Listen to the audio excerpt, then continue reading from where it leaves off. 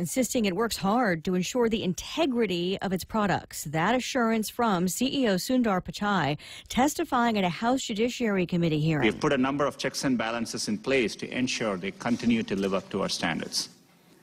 I lead this company without political bias and work to ensure that our products continue to operate that way. He denied any political bias in the search engine's filtering practices. And on privacy concerns, he says they don't sell user data and never will. The top Democrat on the committee, Gerald Nadler, said lawmakers should be focusing more on the spread of misinformation online and Russian election meddling.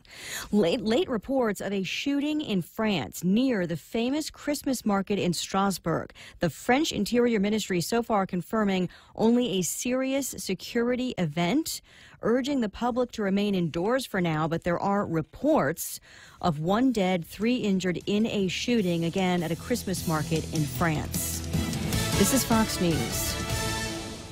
Be merry, be bright, and make shopping all right with holiday gift cards from Ruby Tuesday. Buy a $25 or $50 gift card for those on your shopping list. Get a $15 bonus coupon with every $50 card purchase. Some extra holiday happiness from Ruby Tuesday. Be merry, be bright, and make shopping all right with holiday gift cards from Chuck E. Cheese's Guam. Get a free medium pizza with every $25 gift card purchase and a free extra large pizza with every $50 gift card purchase. Some extra holiday happiness from Chuck E. Cheese's Guam. Holiday Tritons, this is Chelsea Ting, Communications Officer with Bank of Guam and proud alumna of the University of Guam, class of 2015. I made some of the best memories during my time as a Triton, but I also remember that it wasn't easy to pay for everything that I needed to graduate on time. I have committed to giving back through the G is for Giving campaign, which will help student scholarships, programs, and activities, and I encourage you to do the same. To make a tax-deductible donation, log on to supportuog.org by December 31st or call 735-2975 for more information. Viva UOG! A trial involving murder and alligators underway in Florida. Prosecutors in Leon County, Florida, laying out their case against Denise Williams, accused of masterminding the murder of her first husband in 2000 for some $2 million in insurance. Mike Williams disappeared on a hunting trip, and there was speculation he was eaten by alligators. But 17 years later, his buried body was found after a confession by his friend Brian Winchester, who shot Williams and, a few years later, married his widow. Winchester telling investigators the pair hatched the plot together. Her attorneys say there's no evidence she was involved in the murder. Lillian Wu, Fox News. There's agreement on at least one key piece of legislation in Congress, the Farm Bill, which also includes funding for food stamps. Senate Majority Leader Mitch McConnell says they hope to move on to a final version of it this afternoon. Lots of company for holiday travelers. The skies will be more crowded than ever. U.S. airlines expect an over 5% increase in travel this Christmas and New Year's. The trade group Airlines for America predicts nearly 46 million people will head to the airports during the 18-day stretch from Thursday, December 20th through January 6th, the Sunday after New Year's Day. The busiest day forecast to be the Friday before Christmas, with the least amount of people traveling on Christmas Eve and Christmas Day. The airlines think they're ready. Since last holiday season, they've added more than 140,000 seats a day. Kathleen Maloney, Fox News. Recapping the breaking news out of Strasbourg, France. The Interior Ministry calls it a serious security event, telling the public to remain indoors. There are French media reports of a shooting with at least several people injured, perhaps 1 dead. All of this near that city's famous Christmas market. Stocks are fluctuating. Right now, the Dow's up a point. I'm Lisa Brady. This is Fox News. Chili's 3 for Me menu just got bigger. We're giving you more choices for the same great price. For just $15, you can get a beverage, salad, and an entree. First, choose from a refreshing Coca-Cola, iced tea, or Heineken on draft. Then enjoy a house salad and select your choice of a mouth-watering entree, like our half-rack ribs, Cajun chicken pasta, old-timer burger, personal chicken fajitas, or the flavorful margarita flatbread. So hurry in today and enjoy our Chili's 3 for Me menu for just $15. Available for a limited time. Chili's, more life happens here. Here at APL, our core values give the company its heart and soul. Whether it's connecting your business with our global network through our newly enhanced service or investing our efforts into giving back to the community, APL is committed to serving you. We humbly honor the opportunity to find innovative solutions for you and your business. To learn more about our enhanced service, call 588-4651 or visit www.apl.com/Guam for more details. The season of giving is here, and the stations of Choice Broadcasting want to give back. 93.3 The Point, Boss 104, Star 101, and Lux Guam present Charity of Choice. Each of our radio personalities have chosen a Guam charity that they would like to benefit. And I chose Habitat for Humanity. Tune in daily to see how you can help. Charity of Choice 2018 is brought to you by Choice Broadcasting Company, Lux Guam, American Water Tech, and the station that gives from the heart, 93.3 The Point. Welcome to the annual holiday swap. Harold, you first. Oh, it's a Subway card. Wow. Nice. Sharon? I'm going to take the Subway card. Oh, Harold, now you can choose a new gift. I think I'll just take that Subway card right back. Okay. I don't think you can do that, Harold. Stuff it, Glenn. This is between me and Sharon. A Subway card is the gotta-have-it gift. With cards from $5 up to any amount, you'll give a gift and get a gift, too. Get a free 40-ounce fountain drink with a $20 load, or get a free regular 6-inch sub with a $30 load on any Subway card. Subway, make it what you want at participating restaurants. Once upon a time, if you suffered a stroke, extreme form of cancer, or needed specialized care like open heart surgery, you had to go off-island for treatment. Today, GRMC provides this care so patients recover on Guam, surrounded by family. Follow-up care happens locally, and there are no additional expenses for a caregiver to travel with you. If you're a federal employee or retiree, choose Calvo Select Care, the only insurance plan serving the federal market that includes GRMC, where patients are partners.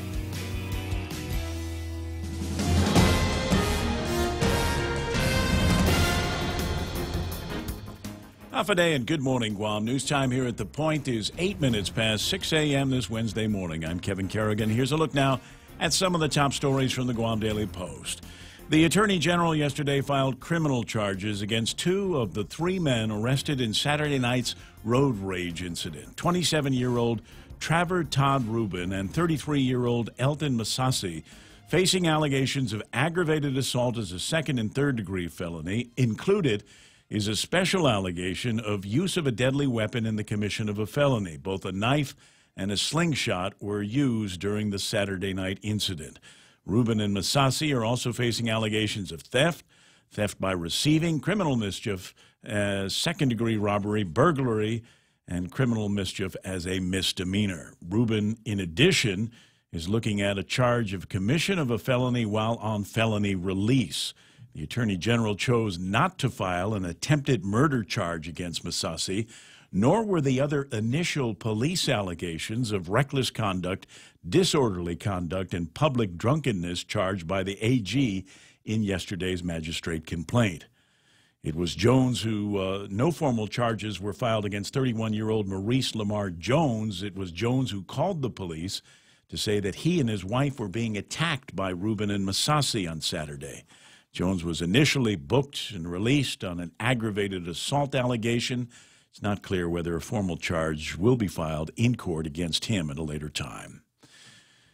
Officers conducting a traffic stop on Monday found a guidebook on how to cook methamphetamine, along with some other suspected meth they found inside the vehicle. Police pulled over Joshua Perez for driving erratically and not having a properly lighted license plate. He was asked to step out of the vehicle when police noticed a purse inside. When he was asked who the purse belonged to, Perez said he didn't know. When asked if he had a weapon, Perez pulled out a knife.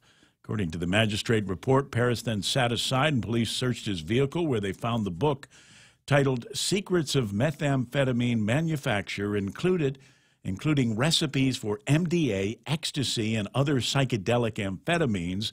It was the revised and expanded 5th edition of the book. Inside the purse, they found at least 8 plastic baggies containing suspected meth, a scale, and a number of pipes. Perez was charged with possession of a Schedule II controlled substance with intent to deliver and a special allegation of committing a felony while on felony release. Perez is on pretrial release in an attempted burglary case. We'll have more news after this.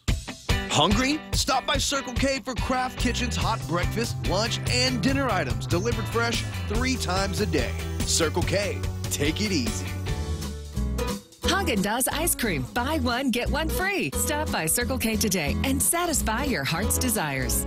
Available at all Circle K stores, excluding Barragata, Airport, and Campers locations. Applies only to the 3.38-ounce servings. Introducing Exchanged, Guam's first online and mobile remittance to the Philippines. Exchanged is the easiest and fastest way to send money to your family and friends anywhere in the Philippines. Download the Exchanged app or visit their website, exchange.me. Sign up, remit, and get a chance to win a trip for two to Manila. Deluxe accommodations at the Belmont Hotel at Resorts World Manila. So sign up and remit now at Exchanged. Promo ends March 2nd, 2019. Conditions apply. Also avail of Exchange dollar to remit promo. Visit exchange.me for details. 11 minutes past 6 a.m. here at The Point. The recently announced opening for a new airport police chief is in limbo. Last month, Airport Police Chief Robert Camacho announced he planned to retire effective December 21st after 9 years on the job. But the AB One-Pat International Airport Authority then posted a job announcement seeking candidates to replace Camacho. However, Airport Marketing Manager Elfrey Koshiba yesterday told the Guam Daily Post that the Airport Authority has not officially received Robert Camacho's intent to retire. She acknowledged that Camacho was verbally expressed an intention to retire, but he hasn't submitted a formal written statement. When reached for comment, Camacho said he still hopes to step down next week, but a personal situation has come up that may require him to postpone his retirement. Koshiba said the announcement that the police chief's position was open was made based on Chief Camacho's verbal intention to retire. The job opening for chief was first announced November 26th. The application period ended on Monday. Koshiba said 13 applications were received, but she declined to say who had applied. The names of the applicants, she said, will become part of a list of potentially qualified individuals for chief of the airport police. Guam Memorial Hospital Administrator Peter John Camacho says there should be no interruption of surgical services at GMH following Dr. Kia Romani's decision to end his contractual relationship with the public hospital. Romani is a general surgery specialist with the Hafaday Specialist Group in Tamuning. Camacho said Dr. Romani was very forthright and gave GMH enough lead time. As a result, GMH was able to secure commitments from other physicians from that group who are willing to provide surgical coverage at GMH. We should have it covered, said Camacho, adding that he doesn't believe there is any risk of a shortage of physicians to perform surgeries. Camacho said Romani just said he didn't want to have to deal with it anymore. Camacho said it wasn't an issue of payment for services, but making sure you have the professional support when called on, and that can be stressful, said Camacho. For these stories and more, log on to postguam.com or pick up a copy of today's Guam Daily Post. Ray and Mike now with a look at weather. Let's see here. Partly cloudy skies, Kevin, and hot with isolated showers. Winds out of the east up to about 20 miles an hour, decreasing overnight. Today's daytime highs, 89 degrees. Expected maximum afternoon heat index, about 101 degrees. Overnight lows, 78 is what we've got for you. Sunset tonight at 5:54. We'll watch the sunrise together this morning and tomorrow morning at about 6:34. A quick look at the satellite imagery and the radar map. So Michael Knight can tell us what the weather conditions are going to be like in the next, 20 minutes. Yeah, it looks like the moisture this morning is kind of focusing along a shear line. It's washing out to our north. There, you can see it up there between Rota and Tini and Saipan. Not much down here where we are, and that's pretty much what we can expect through the rest of the day today. But there is plenty of moisture in the air, and that's why they're talking about the heat index today. Now, yesterday was supposed to be... Well, you're talking about the heat index. I wasn't going to bring it up. I'm embarrassed about the whole thing. Yeah, well, yesterday was supposed to be really hot. I think we had more clouds yesterday than they expected, so it kind of held that heat index back a little bit. But it should clear out a little better today, and that'll open the doors up for some of that heat. But we will have a breeze. And you can see the moisture off to our east. We are kind of in the top right part of that picture there. And there's a little bit of moisture streaming in from the east, so that'll help keep things very moist. And if the clouds can form this morning and afternoon, then it might keep the heat index down as well. But it'll be hot and windy for the most part. Gotcha. That's plenty of news and weather together. 6:15 in the morning, brought to you by Bank Pacific. Where others put branches, they place roots. Half a day. This is Maria Lamsit and Kayla Ramos, Vice President and Secretary of the Simon Sanchez High School Senior Class of 2019. And we're inviting you to support our race to graduation in our annual Run with the Sharks 5K on December 22nd. Join us at the Simon Sanchez West Campus for raffle prizes, shirts, and all-around shark spirit. Go time is at 6 a.m. Pre-registration is available at the main office and on race day. Call 489-8917 or 8172 for more information. Thank you for all your support. From Simon Sanchez High School graduating class of 2019. I'm going to love running in that race because I love supporting that school. It's time to take a look at the crazy holiday menu from King's. Middle of the week, kind of slow down a little bit, don't we? All right. So what's going to be fun here? The generous helping of shredded pork adobo, which pork adobo is good any time. But check this out, pork adobo. Then they mix it in with King's world famous fried rice. Serve that with 2 eggs any way you want it. That's what we're talking about. That's the crazy breakfast at King's. Be merry, be bright, and make shopping all right with holiday gift cards from King's Restaurants. Give a gift they are sure to love. Delicious food and friendly fun at King's. Get a coupon for a free single crepe with every $20 gift card purchase. Extra holiday happiness from King's Restaurants. Be merry, be bright, and make shopping all right with holiday gift cards from Chuck E. Cheese's Guam, Ruby Tuesday, and King's Restaurants. Receive special offers with every purchase for extra holiday happiness. See stores for details and have fun this season from all of us at the GFS Group. Good plan. Portions of the program brought to you by American Water Tech. Smarter water, better water. The guys over at American President Lines, they're shipping the future. Guam Regional Medical... Like I said, it's Wednesday. Guam Regional Medical City, the first choice for all of your open heart surgery needs. I was doing it so well, and then I just get that little, I don't know, it's like a stutter bump. And then the other guys, Micronesia Renewable Energy. There's never been a better time to go solar.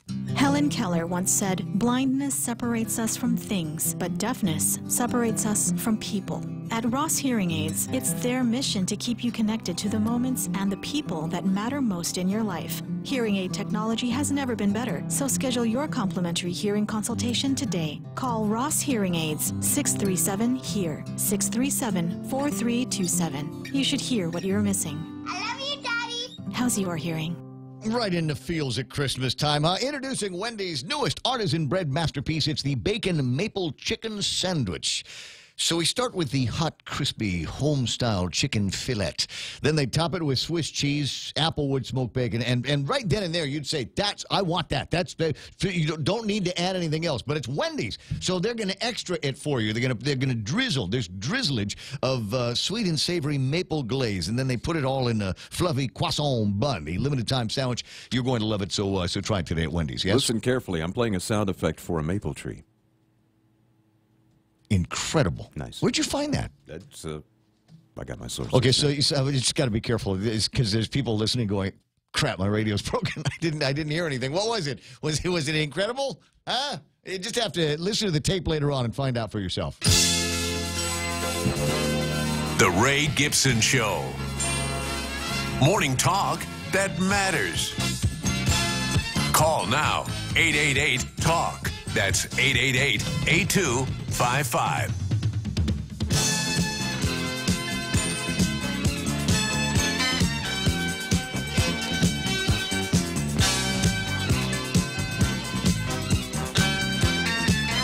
Move it.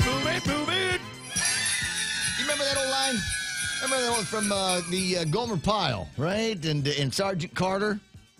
He came to Guam, I want to say, once upon a time, because I have his autograph. My dad got the guy that played Sergeant Carter's autograph. So I've got that in my baby book at home. Oh, right on. That I thumb through from time to time to remind myself what a great life I've had. Yeah, I heard he was a really cool guy, too. Who's that? The guy Sergeant Carter guy? Yeah. Not quite as mean as he was in the television show. Hey, 619, welcome to the program. Excuse the mess. It is the Ray Gibson Show on 93.3 The Point. Hey, tell people about that, would you? It still happens, and it makes me crazy. No matter what we do with Facebook and YouTube and all of the other socials out there, there's still every once in a while somebody will come up to me and say, "Man, I miss you on the radio." And I'm like, "Dude, I've been on the air almost a year." Almost a year now on 93.3, and they're like, "Wow, where's that?" I said, "Dude, it's on FM." And that usually, so mention it if you can. Just say, you know, I was listening to Ray this morning, and I know you're a big fan of the show, but just in case you haven't heard about it, he's back on the air on WKRP in Cincinnati. No, 93.3 FM, the point. And let him know it's not just me. I share the stage here with a couple of broadcast greats, Michael Knight, and he'll get the phone when you call at 888-8255. That's 888-TALK. He also likes to call people. So if your phone rings and it's an unfamiliar number, trust me, it's not some kind of weird stateside or Indian scam.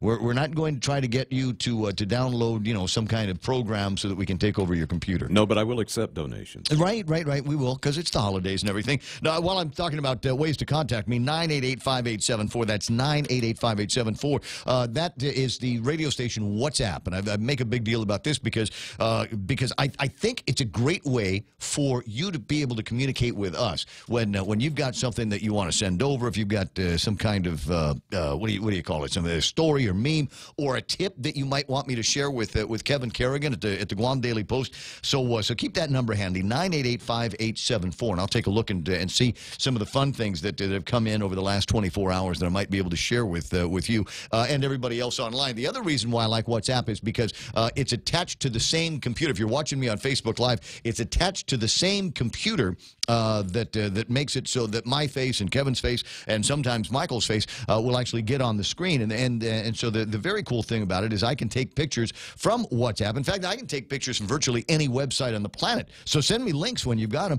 and be able to post those. So I want to post a link right now to an image that you can see on the Guam Daily Post.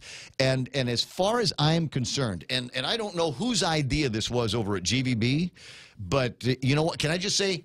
Brilliant. Can we blow that It picture up a is little bit? Absolutely brilliant. I don't know if I can blow it up. Well, you just want to see the girls in bikinis, right? Is that what you're looking I'm at? actually just checking the paint texture on the... Yeah, whatever.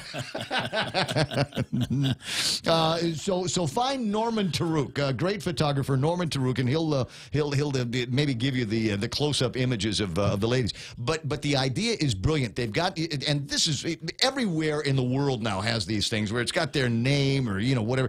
They've got one over at the Reef Hotel where it kind of spells out the name of the location. It's big G, big U, big A, big M, and it looks like they're about 6-foot-high letters. But it's the placement of these letters over at Epal Beach, and so you've got nice foreground, you've got the big letters, and off in the background is the point. Two Lovers Point. That's that, and if you look at the picture, you see the similarity between Two Lovers Point and the Point logo. Do you see what I was thinking when I asked about the logo, what we were trying to do? I think that is absolutely brilliant, and that's probably going to be the next most photographed thing on Guam. Oh yeah. For the next 50 years, 100 years, as long as it stays up there. So the kudos to whoever had that idea. I think it is beyond brilliant. It's genius. It is absolute genius, and congratulations for being able to put that out. I might go down there and just lurk this after. I do that every once in a while, right? I'll run out and go to Burger King or something, and then swing by and just eat it over my meal over at Epal Beach Park. Oh, that's great. I don't even get out of the car. I just sit in the car and just kind of admire the scenery, admire the way that the tourists from all over the place will drive down or walk down from whatever hotel they're at to make sure that they've got an opportunity to swim in beautiful Epal Beach right there at the park. So it's nice. One of the things that I like to do from time to time. 6:23 in the morning. And I mentioned Kevin Kerrigan from the Guam Daily Post. Lots of stories that we'll be talking about. And I'll get around to talking about some of those stories probably after I get around to saying good morning to my friends on Facebook. Sometimes you want to go where everybody knows your name. And they're always glad you came. See, our troubles are all the same. You want to be where everybody knows your name. And I'm looking at Dennis Mansour saying good morning. Uncle Carl T.C. Gutierrez says good morning, Ray and Shelley, because he knows that Shelley's lurking as well. Nick Perlowski with Hoy. That's the almost universal greeting here on Guam, and probably Carl Gutierrez could give me the history on where we got around to using the phrase "hoik," and what I think it is. What I think it is, it goes back to probably the end of the Second World War, and people kind of living out of doors or living in encampments and things like that. And there still might have been a concern that there might be somebody comes up to you in the middle of the night or early in the morning. And so in my mind, we use the term hoik when we're coming up to somebody's house, and basically means, don't shoot me. I'm your friend. See, I'm saying hoik, so it's the equivalent of honking the horn outside. I'm here. Hoik! Don't come out shooting, and that might be the way it works, but now it's just kind of a greeting and an attention getter. Correct me if I'm wrong there, Gov. Ismael Velez, buenos dias, todos los señores del Ray Gibson show. And if you talk to your wife, she'll explain how you can say that in Chamorro. Hello from Florida, says John J. Tovis. John Ray Titano says good morning from right here on Guam. I see Polly Bloss is there. John St. Nicholas with the morning update on just how close we are to Christmas morning with the kids.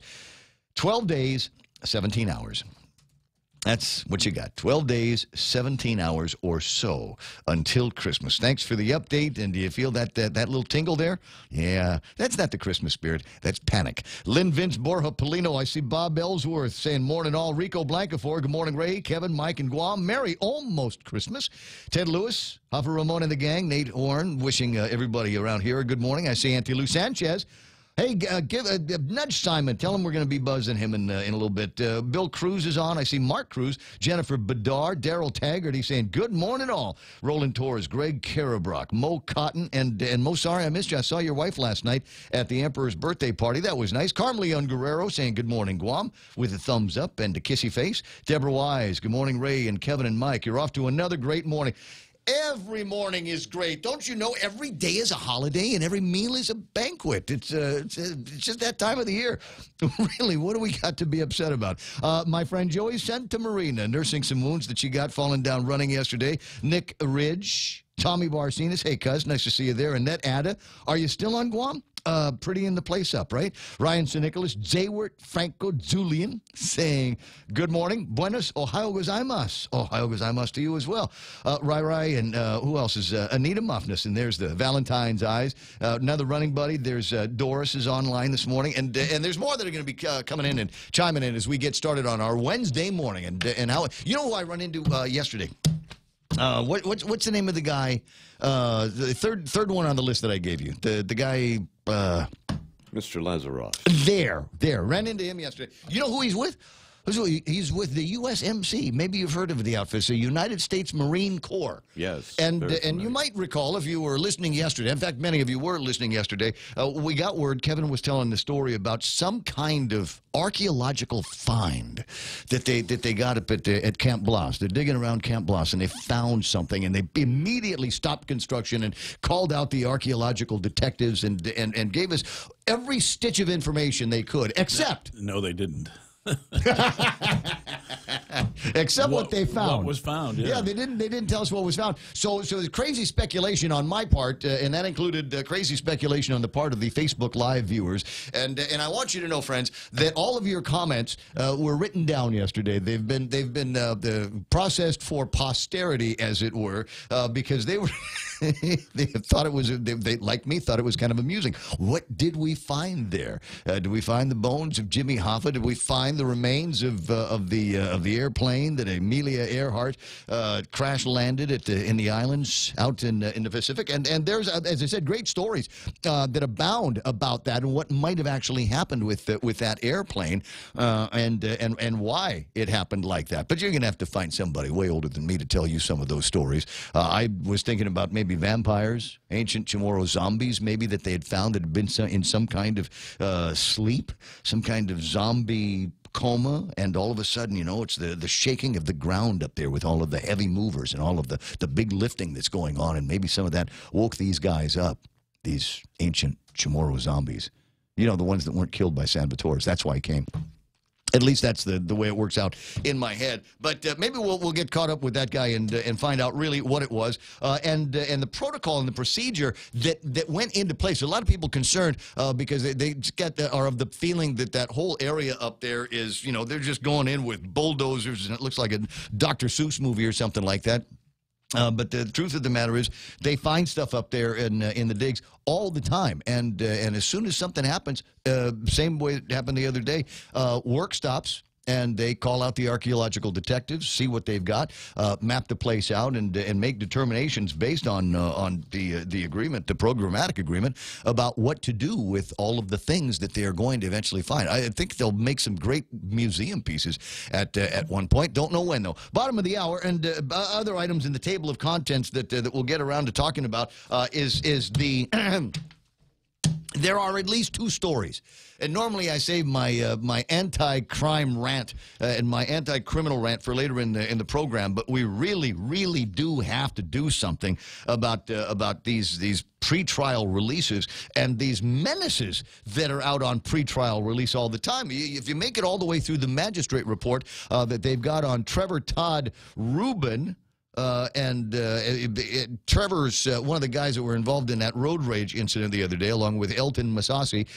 Trevor Todd Rubin is got dinged with aggravated assault as a felony, criminal mischief to a vehicle as a felony. But he's going to get dinged a little bit harder when I hope when they eventually get to court, because both of these charges are additional because they're felonies on felony release. The guy's on a pretrial release and just could not figure out how to keep his hands to himself and figure out how to stay out of trouble. He is not the only one. There's another story in the Guam Daily Post, which you should be reading first every day.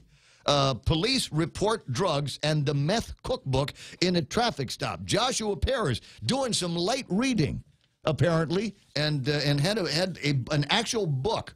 The 5th edition, no less. The 5th edition?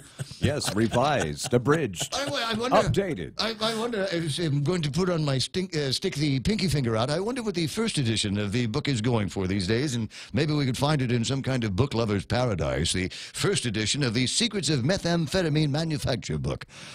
So the guy's got this book out, and you read all the way through the story. Perry's charged with possession of a Schedule II controlled substance with intent to deliver, with a special allegation of committing a felony while, say it with me now, while on felony release. No!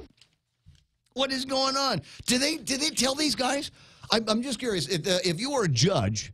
the judge won't talk to me unless I'm actually in the courtroom. But if you're a judge and you got a jughead like this in front of you, do you tell him when you tell him we're going to put you on felony release, we are going to let you out, but don't get in trouble anymore.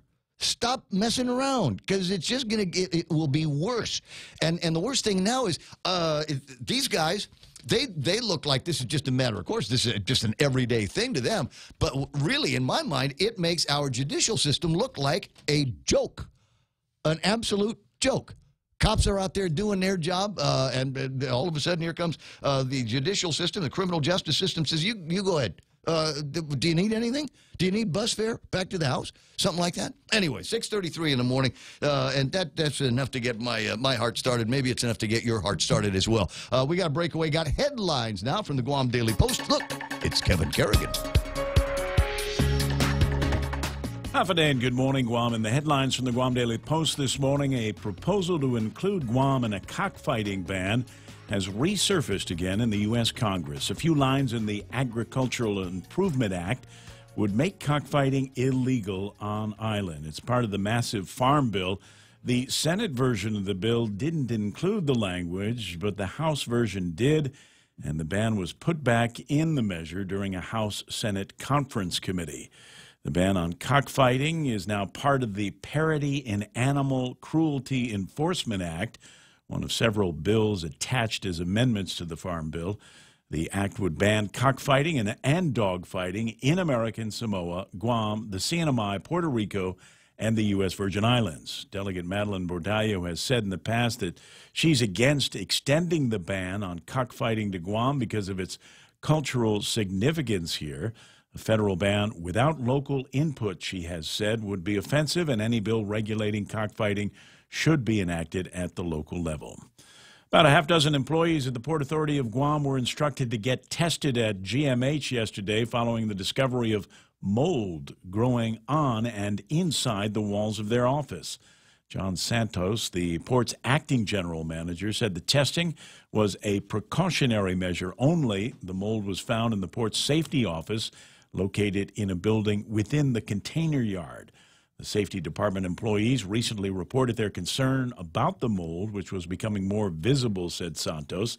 So he sent a maintenance team to the office to try to determine what was causing the growth. The team recommended breaking open the face of the wall to see what might be behind the mold. When they cracked open the wall yesterday morning, they found even more mold. Santos ordered the evacuation, sent the employees to the hospital for testing. The office has been sealed, and the port's environmental engineer is looking into the source of the mold. No word whether any of the employees were affected as a result of exposure to that mold. Santos said he's waiting for the test results. Students at Untalan Middle School yesterday had to shelter in place briefly yesterday morning after 2 bullets were found in the school's gym about 8:40 a.m. Guam DOE spokeswoman Isa Baza said Guam police were informed and the school conducted a bag search. The all-clear was given about 9:30 yesterday morning. For these stories and more, log on to postguam.com or pick up a copy of today's Guam Daily Post. Arg, the irony, says Michael Knight. We found mold in the safety office. See, now I was going to see if I could connect up. You know, they broke open the wall, and what did they find on the other side? More mold. Nice. No. There's more parts from Amelia Earhart's airplane. Zombies. See, the great unknown. Yeah. Jimmy Hoffa's bones. Oh, right? That's a good one, yeah. All right, fine. So I'm sorry, I was distracted. I was checking out Instagram here. It's like that. Yeah. It's like there's a million screens around me, and I've got 2 cell phones, and unless the plates are on the cell phone, unless they're actually on, I feel bad. I feel like I should be looking at them more. So I looked at this one, and a note here that my buddy Steve has posted on his Instagram page. He's our friend Steven, running buddy Guerrero. Congratulations, your application for an entry to the Bank of America Chicago Marathon has been selected. It's not easy to get into the Chicago Marathon. So congratulations, Steve, on that accomplishment there. Let's do some training runs. 6:37 in the morning, that's iConnect time. Giving away a vacation for 2 to Manila with a stay at the new Holiday Inn Express in their Connect and Win giveaway. Sign up for a 12-month plan, and you're automatically entered. 'Tis the season for winning with iConnect. Go to iConnectGuam.com for details. Security Title is honored to join in sponsoring Ray Gibson on The Point. Half a day. I'm Mark Benventi of Santa Rita, and this is where I start my day, listening to the voice of our community and sharing thoughts and issues that affect us all. It all boils down to our people, our land. Protei Igumamo. Protect your home. When purchasing or refinancing your home, remember to call the professionals at Security Title, just like you call Ray Gibson in the morning. I'm sorry. Lady D on the line. We got all those people from the port that they sent to the doctor's office to go and get tested. Did you guys test for drugs? By any chance, is that possible? She's asking. I wonder if anyone tested will show drugs there.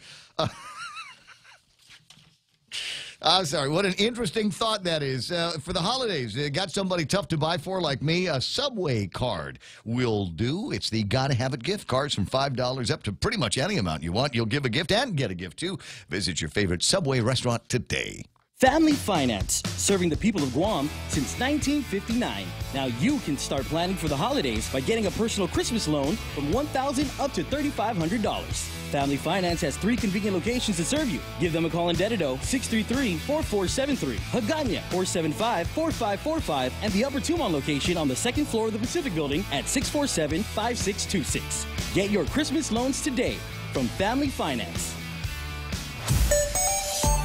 Let me look at the traffic gizmo, see if there's anything working for you this morning. Got traffic between Ordot and Sinahaña beginning to build. Not slow down, just build. There's people starting to hit the road here this morning. Perimeter Road out in Mighty. If you make your way along that, you might see, not along Perimeter Road, but Route 8 northbound, right around the McMobile intersection. Traffic beginning to build through there. Also watching traffic between here and the JFK intersection southbound is starting to build up as well. Don't see anything slow in front of Jigo. I don't see anything. There was something happening out in the Mangilau area, but it looks like that's all cleared up. Maybe just bunches of cars off in one direction. Don't see anything in front of Big Navy or at Navy Hospital. Should be a good time to go drive around. 20 away from 7, and that's right now traffic here on The Point.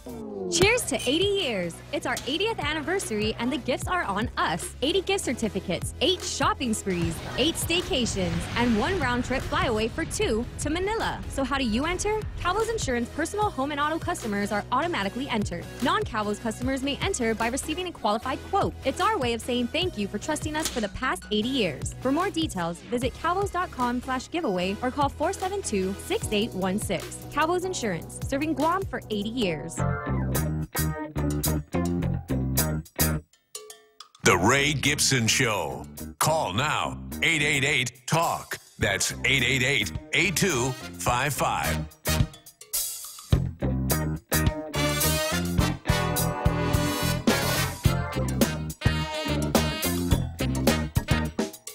Oh, that's nice. I got a lot of people liking a post here that I'd stuck up on Instagram and Facebook. Generally pictures of me and the lovely ladies from the curvy pageant that were in the studio yesterday. If you missed it, go to YouTube and just look for Ray Gibson Show, or hit the Facebook page under the point.gu and look for yesterday's program, and zoom to about 9 o'clock in the morning, and that's when I start to fumble my way into the interview, because there were 4 lovely ladies in the studio here yesterday. 641-888-8255, 888-TALK. If you want to get something going this morning, 988-5874. That's 988-5874 if you're hanging out on the internet. And like I said, if you want to WhatsApp me stuff, I'm more than happy to do it, because I can take virtually any source on the World Wide Web. If Google Chrome can play it, I can display it. And once again, one of my favorite pictures here, my favorite new picture is, just get rid of the girls, it'd be perfect. It's the big GUAM letters, and the way they've got it at Epal Beach Park, and with the Two Lovers Point in the background, I just think it is one of the absolutely fantastic additions. Finally, some kind of beautiful addition to the tourism infrastructure that everybody is going to what people from Guam need to be standing in front of that. I was rare occasion. I was down in Tumon last night. It was a get-together at the Nico for the Emperor's birthday, and it was so nice to be able to run around with that crowd and say hello to some old friends and make some new friends as well. That was nice. But you just kind of forget what about, and it was one of those things. It starts 6 o'clock, right? And I like to be an on-time guy. So if they tell me, especially if it's open bar, and so they say it's you come on by and everything starts at 6 o'clock. I like to be there at 6 o'clock, but traffic yesterday and most days at 6, northbound traffic just sucks. It's terrible. And I'm thinking that maybe we're not building any new roads, and virtually every northbound lane on Guam was just packed jam. I mean, coming back from where the old J&G Payless was in Mighty, and then northbound on Route 8, forget it. I'm not going that way. I figured, here's what I'll do. I figured the best way to do it is actually go south. And then try to go north, and maybe by the time I get to that point south, I was on, where was I? Route 8, and I went to Marine Corps Drive to get to Nico.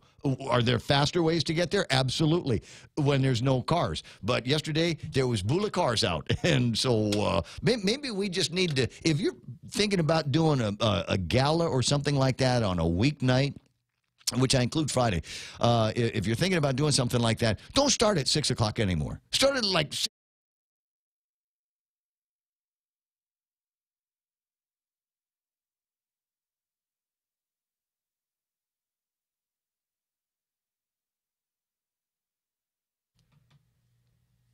Okay, there. I'm back.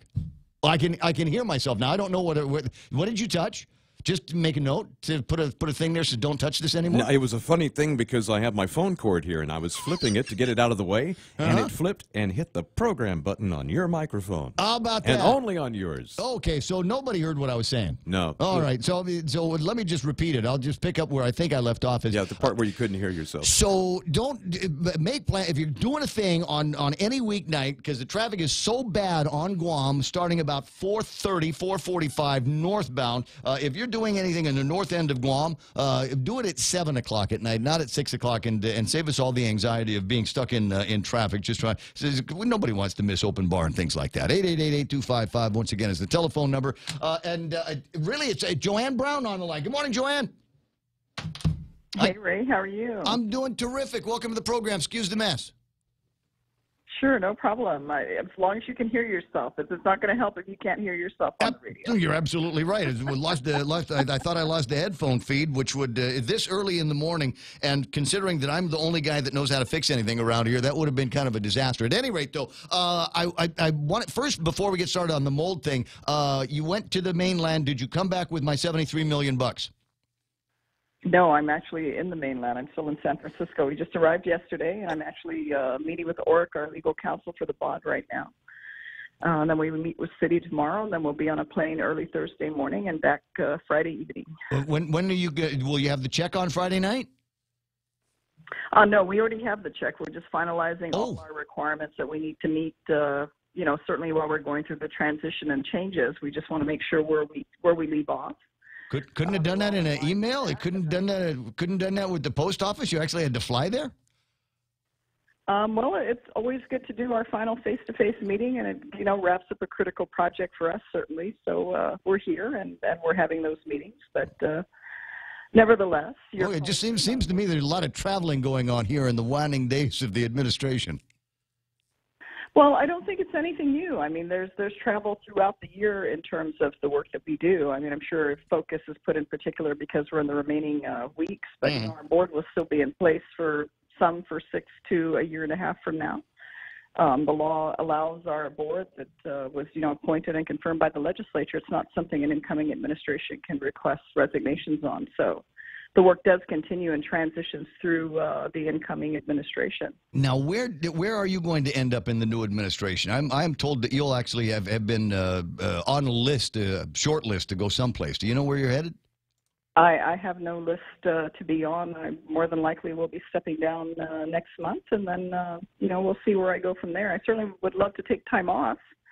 That's on my list. No, you've always had a job. I don't ever remember you. I don't ever remember you not working. You've always done something somewhere. No, I've been pretty busy the last 30 years, but I certainly would love to take some time off. At a personal level, after being on the go for this period of time, it would be a welcome change for a brief period of time. But who knows what the next adventure is in life? I'm not complaining. I've been very fortunate. I've never actually really gone job hunting, so we'll see. What do you need Tony Babauta's number? I can give you Tony Babauta's number. I have it. I have it too. Okay. I have a lot of people's numbers, right? But, no, I actually, it's been a pleasure. At the end, to borrow my phrase, this is totally appropriate. I mean, it's been a pleasure to work for this administration and my board, and certainly, to have the opportunity to work with the Calvo Tenorio administration. And so, I'm not complaining. I've had an opportunity to sit at the front row seat of government for goodness, going on 30 plus years now. So, I have nothing to be sad about, nothing to complain about. And certainly the last 6 years that I've been at the Port of Guam and where we've brought the port and where it is today, it's come a long way. So I think we have a lot to reflect upon and be very pleased with what we've accomplished. Oh, I talked to. You got a new administration coming in, but I'm not complaining about the one I've been in. It's been an honor and a privilege to work with this administration. But the lady that's going to be running the new administration is your friend. I remember you guys used to do these little dance numbers. We all, Guam's a small community. We've all worked together, and certainly I did have the opportunity to work with, we came in the 23rd Guam legislature and certainly worked with her until, of course, she stepped down to help her family and take over the Bank of Guam when her brother Tony had passed away. So we all have history together. Yeah, well, I got to find out. It's somewhere in the Gibson archives. It's you and her and Speaker Juan Pat. You used to have Juan Pat, yes. Yeah. Then now, what was the name of that little girl group that you had? Through Judy's initiative. I think we did it. I think we were just doing it as part of a fundraiser for like the American Red Cross or something like that. And then Judy said, "Oh no, we have to get gowns." And we're like, "Okay, we're just lip syncing." No, we have to dress the part. We had gowns made and everything. We had it down. Oh, it's terrific! What a great memory. Time For a brief moment in time, it was Judy, Lou, and I. Yeah, I would have known, huh? Somebody's gonna dig that out there just for fun. It'd be great if you guys could recreate that. Run it, right? And, Yep. and we're talking, gosh, it's probably 17, 18 years ago. I'm thinking we may have done that. But that's a danger now where you can record everything, right? It can resurface at any moment. That is kind of a scary Scary thing. I keep that in mind. We practiced our dance moves and everything. I'll tell you, it was an experience. What have I got here to take? Now we've got some mold issues here. So $73 million. Carve out a couple of $1,000s and have somebody go in there and do some Clorox Cavalry and Pine Sol patrol and get rid of that mold. Actually, yeah, we're gonna have to check that because this is a newly renovated. We actually rebuilt the safety and engineering office in Warehouse 1, and so. I know our people are checking is the source of that moisture coming from the air conditioning system, or is it coming from the potential leaks that are in Warehouse 1, which under our bond funding is one of our critical projects that will have repairs to the roof because that facility is it's 50 years old now. And it has falling issues and cracks that need to be addressed. And certainly that's on our list of things that we're going to be refurbishing. So we'll find out what the source of it. I mean, it's something that can be addressed and can be corrected, and then we can move on from there. But that's actually a facility that's been rebuilt. Yeah. Now the employees, facility. Your guy sent the employees to go get tested. Have the results of those tests come back? Is everybody okay? I've not seen it. I mean, I did get feedback from the acting GM, John Santos, that they did send them to be checked. But, we'll make sure everything's in order with regards to that. It's not, like I said, it's not an old facility that's been sitting around that particular office space. And keep in mind, this is our safety division, right? Yeah. Our safety division that goes around and checks the entire operation there at the port. So it's just a question of finding out what is the source of the moisture, where is it coming from. And I'm sure once we identify that and get it corrected and get the offices cleaned up, we can be back to normal. This is not something insurmountable that can't be addressed. You've indicated that, like everybody else, at the turn of the administration, you'll be turning in your resignation, and somebody is going to have to line up for that job. Do you have any recommendations? Do you have any people that you would publicly recommend to take your place? I will defer that to the board. Ultimately, that's their decision on who they will select to be my successor. I more than likely will be retiring. I don't think I'll be resigning. Oh. But, yeah, that'll be left up to the board to decide. I have no comment there. Okay, well, and not understanding all the ways and the ins and outs of the government here. What is the distinction between a resignation and a retirement in your case? Then I'm officially I'm the one who is stepping down. I'm not resigning. Right. From my position. I will retire officially from my position. Oh, now will you? Does that mean that you're retiring from the government of Guam completely? That would mean I'm retiring from the government of Guam. Yes. So what do we got here? There's trips to the retirement fund, get set up with the programs, all of that. Sure, just pretty routine, like hundreds of people do every year. Yes. Well, yeah, but it's just that we're too young, you and I, to retirement. I'm sure I will go do something else and do something for a while that's different, which is fine. I look forward to it. It'll be a nice change of pace. My shoulders are a lot lighter, Ray. That's what I have to tell you. It's a lot lighter. I don't have to sleep with my phone anymore. Right. It's a family thing versus worrying about 3 o'clock in the morning because there's an operational issue at the port. It's a wonderful. I mean, I've enjoyed the privilege of working there, but while you're there, there's a lot of moving parts that need to be addressed, a lot of issues. I mean, we've gone through a lot of challenges, but we've come a long way. I mean, even I have to say, when I first started, I didn't think in a few years down the road we would have accomplished as much as we have. But there was such need. I mean, it was like taking the port out of the dark ages, moving it to where it is now, where we're right up there. So we've come a long way. But I also look forward to having the time and resource to focus on other things in life and be free to do that. So that's the other plus, and I'm not complaining about that at all. I'm actually looking forward to it. Yeah, well, I mean, it was nice. Look, it was fun for me to be off the air for a couple of years and be able to get myself kind of recentered and come back with evolutionary and revolutionary ideas about how I wanted to do a morning radio show. So I certainly understand that line of thing. Would that prevent you, your so-called retirement from the government of Guam? Would that prevent you from taking on another government position? Double dippers and all that.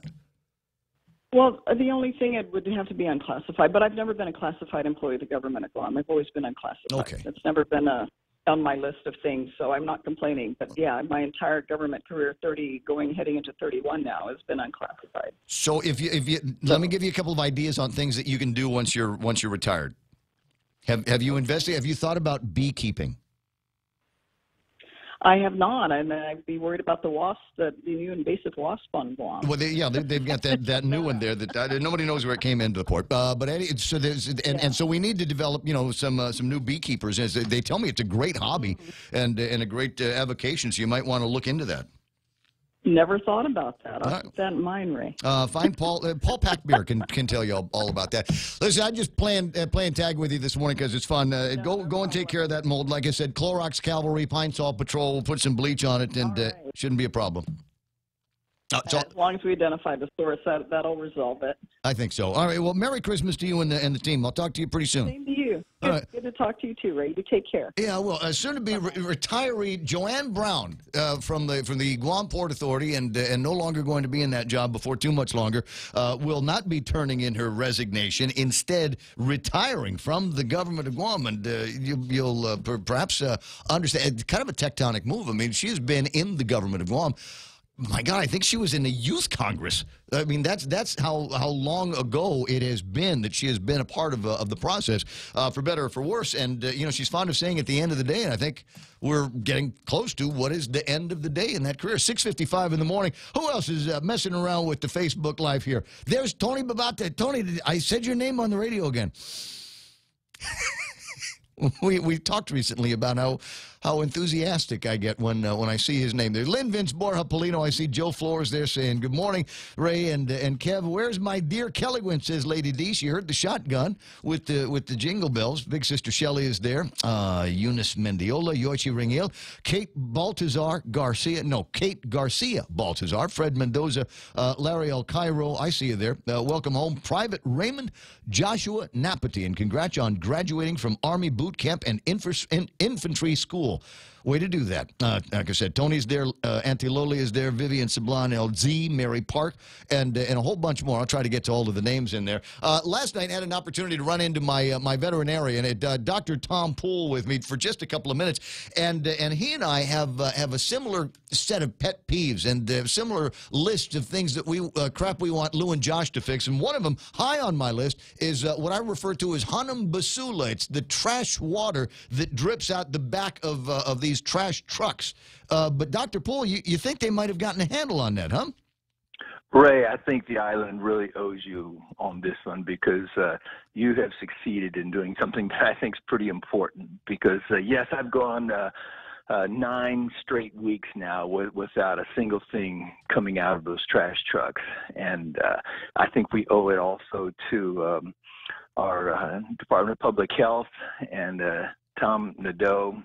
He sicked his staff on this problem, and they've gotten it fixed somehow, to the very great disappointment of the feral chickens in my neighborhood who are used to gathering around that trash truck every morning to eat all of the vomit that comes out, and it's just not there anymore. So you've observed over the last couple of months that when the trash trucks come by your place, they're not leaking any of that water, and you actually found somebody at Public Health. You said Tom Nadeau actually got into it and was able to press the button on the guys with solid waste or wherever? Yes, that's correct. And from what I could understand, the valves on the truck, some of the valves were frozen open apparently, and some of the valves had to be repaired, but they've done that now, whatever was needed, because I don't think that I'm so special that I'm the only one, but I've had it dump out every single Wednesday for years and years and years, and now it is completely stopped. So it's safe for you to go walking around the village on Wednesday morning, and you don't have to worry about the stench of that the Hanum Basula? Exactly. It's just I mean, it's really made a difference. If you live at the bottom of a hill, as I do, then it was horrible. Every trash day was horrible because there'd be about 5 gallons of horrible stuff. Oh, it's leachate. It's the same thing that the government of Guam got sued for in district court, and we had to get a solid waste receiver. It's the same thing that was flowing through the bottom of the ORDOT dump into the Pago River. Oh, it was horrible. Actually 2 different times, it etched the concrete. There was some powerful acid that was in there that etched the concrete. So there's just horrible stuff coming out of there. Well, I'm glad to see that in addition to me complaining about it, that the Department of Public Health's environmental guys went out there and issued citations or at least warnings to get those valves repaired, so we don't have to put up with that. I think that goes a long way, not just for you and I, but you know, if you've ever been in Tumon after they've picked up the trash, you know that even Tumon and our tourist district was not immune from the stench of the Hanum Basula. That's good news. It wouldn't have happened without you, Ray, not at all. And so I'm really grateful. Well, I'm humbled by that response. Tom, I'll see you pretty soon. Doc, have a good time at Rotary tomorrow. Yes, sir. Thank you. All right, buddy. 888-8255. Hold on to that number. Can't take any calls right now because I got the Fox News Live coming up. Wow, it might have hit a home run finally on ridding the island of the Hanum Basula problem. That is awesome news. We'll do a little bit more investigation as the program continues. Fox News Live is coming up next on KUSG. I got ya.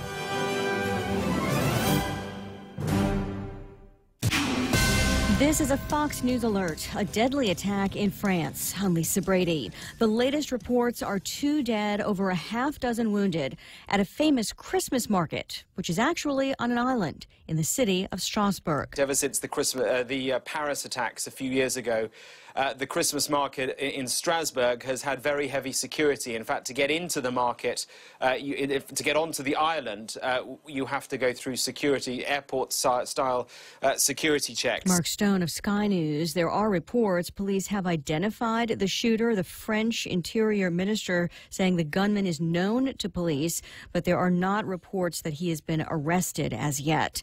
President Trump digging in on funding for a border wall. Fox's John Decker is live at the White House. In an unusual public argument in the Oval Office, President Trump verbally clashed with House Minority Leader Nancy Pelosi and Senate Minority Leader Chuck Schumer over funding for the border wall, with the president telling Schumer he'd be proud to shut down the government to get what he wants. The one thing I think we can agree on is we shouldn't shut down the government over a dispute. And you want to shut it down. You keep talking about it. The last time, Chuck, you shut it down. No. And then you opened it up very quickly. Schumer accused the president of throwing a temper tantrum. The meeting ended without a compromise, increasing the chances of a partial government shutdown at the end of next week. Lisa? Thanks, John. In Houston, police say 2 officers and a sheriff's deputy trying to serve a warrant have been shot. All 3 described as awake and alert, expected to survive. There are reports the suspect may be barricaded inside a home and that he was able to grab one of the officers' guns during a warrant search.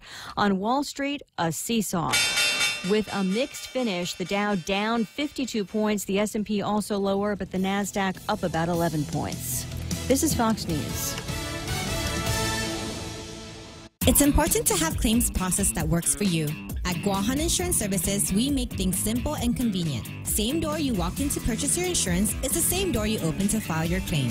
We can't pretend that the car insurance claims process is fun, but we can promise a hassle-free and speedy recovery without any runarounds. For your home, auto, and business insurance, visit us at the Camacho Landmark Center on Marine Corps Drive in Tamuning. Don't forget to like us on Facebook or give us a call at 475-1162 or text 929-SAVE. That's 929-7283. Half a day. This is Maria Lamsit And Kayla Ramos. Vice President and Secretary of the Simon Sanchez High School Senior Class of 2019. And we're inviting you to support our race to graduation in our annual Run with the Sharks 5K on December 22nd. Join us at the Simon Sanchez campus for raffle prizes, shirts, and all-around Shark spirit. Go time is at 6 a.m. Pre-registration is available at the main office and on race day. Call 489-8917 or 8172 for more information. Thank you for all your support. From Simon Sanchez High School graduating class of 2019. Bill Cosby's defense team still hoping to get the entertainer out of prison using claims of procedural mistakes. The defense cites several errors, including what they say was a feud between Judge Stephen O'Neill and an ex-Montgomery County prosecutor as details that call Cosby's sentence into question. Cosby was sentenced in September to 3 to 10 years on aggravated indecent assault charges. He's serving the time in Pennsylvania's state prison system. The defense also says Judge O'Neill allowing 5 additional accusers to testify and allowing some of Cosby's deposition to be broadcast should be grounds for a new trial. The judge has not said when he will issue a decision. Gernal Scott, Fox News. Facebook may soon be able to tell where you plan to go. The company has filed several patent applications to use users' location data and login history to predict where they are likely to head and when they will be online. The tech could be used for a variety of applications, including advertising to users based on locations and for providing insights into the movements of users. A Facebook rep stressing it's just a patent, saying in a statement, "We often seek patents for technology we never implement, and patent applications such as this one should not be taken as an indication of future plans." Kristen Goodwin, Fox News. Recapping the latest on a mass shooting at a Christmas market in Strasbourg, France. 2 people killed, more than a half dozen wounded by a gunman that is known to police. The French Interior Minister saying the suspect has a criminal record, has been identified, but no indication of an arrest as yet. On Wall Street, a rally became a sell-off and then a rally again, but then a mixed finish in the end. The Dow down 53 points, the NASDAQ finishing higher. I'm Lisa Brady, and this is Fox News. Bring joy to your world and your budget with a holiday loan from First Hawaiian Bank. At a low 4.99% APR, fixed for 1 year, it's a smart way to add ho-ho-ho without budget uh-oh. To apply for a holiday loan, visit any First Hawaiian Bank branch or FHB.com. For more information, call 1-877-640-2337. Additional restrictions apply. First Hawaiian Bank. It all starts with yes. Member FDIC, Equal Housing Lender. Are high power bills sending your budget into chaos? Take control with the help of Micronesia Renewable Energy. Using the highest quality panels, a solar energy system from MRE will guarantee to save you money on power. With MRE, Christmas comes early. With every solar energy system, homeowners not only get $400 for signing up, but also an entry for a chance to win $1,000 in cold, hard cash, just in time for Christmas. It pays to be an MRE customer. Conditions apply. Call 632-2613 for details. MRE, the smarter choice. The season of giving is here, and the stations of Choice Broadcasting want to give back. 93.3 The Point, Boss 104, Star 101, and Lux Guam present Charity of Choice. Each of our radio personalities have chosen a Guam charity that they would like to benefit. And I chose Habitat for Humanity. Tune in daily to see how you can help. Charity of Choice 2018 is brought to you by Choice Broadcasting Company, Lux Guam, American Water Tech, and the station that gives from the heart, 93.3 The Point. Cheers to 80 years. It's our 80th anniversary and the gifts are on us. 80 gift certificates, 8 shopping sprees, 8 staycations, and 1 round-trip flyaway for 2 to Manila. So how do you enter? Calvo's Insurance personal home and auto customers are automatically entered. Non-Calvo's customers may enter by receiving a qualified quote. It's our way of saying thank you for trusting us for the past 80 years. For more details, visit calvos.com/giveaway or call 472-6816. Calvo's Insurance, serving Guam for 80 years. Be merry, be bright, and make shopping all right with holiday gift cards from King's Restaurants. Give a gift they are sure to love. Delicious food and friendly fun at King's. Get a coupon for a free single crate with every $20 gift card purchase. Extra holiday happiness from King's Restaurants. Be merry, be bright, and make shopping all right with holiday gift cards from Chuck E. Cheese's Guam, Ruby Tuesday, and King's Restaurants. Receive special offers with every purchase for extra holiday happiness. See stores for details and have fun this season from all of us at the GFS Group.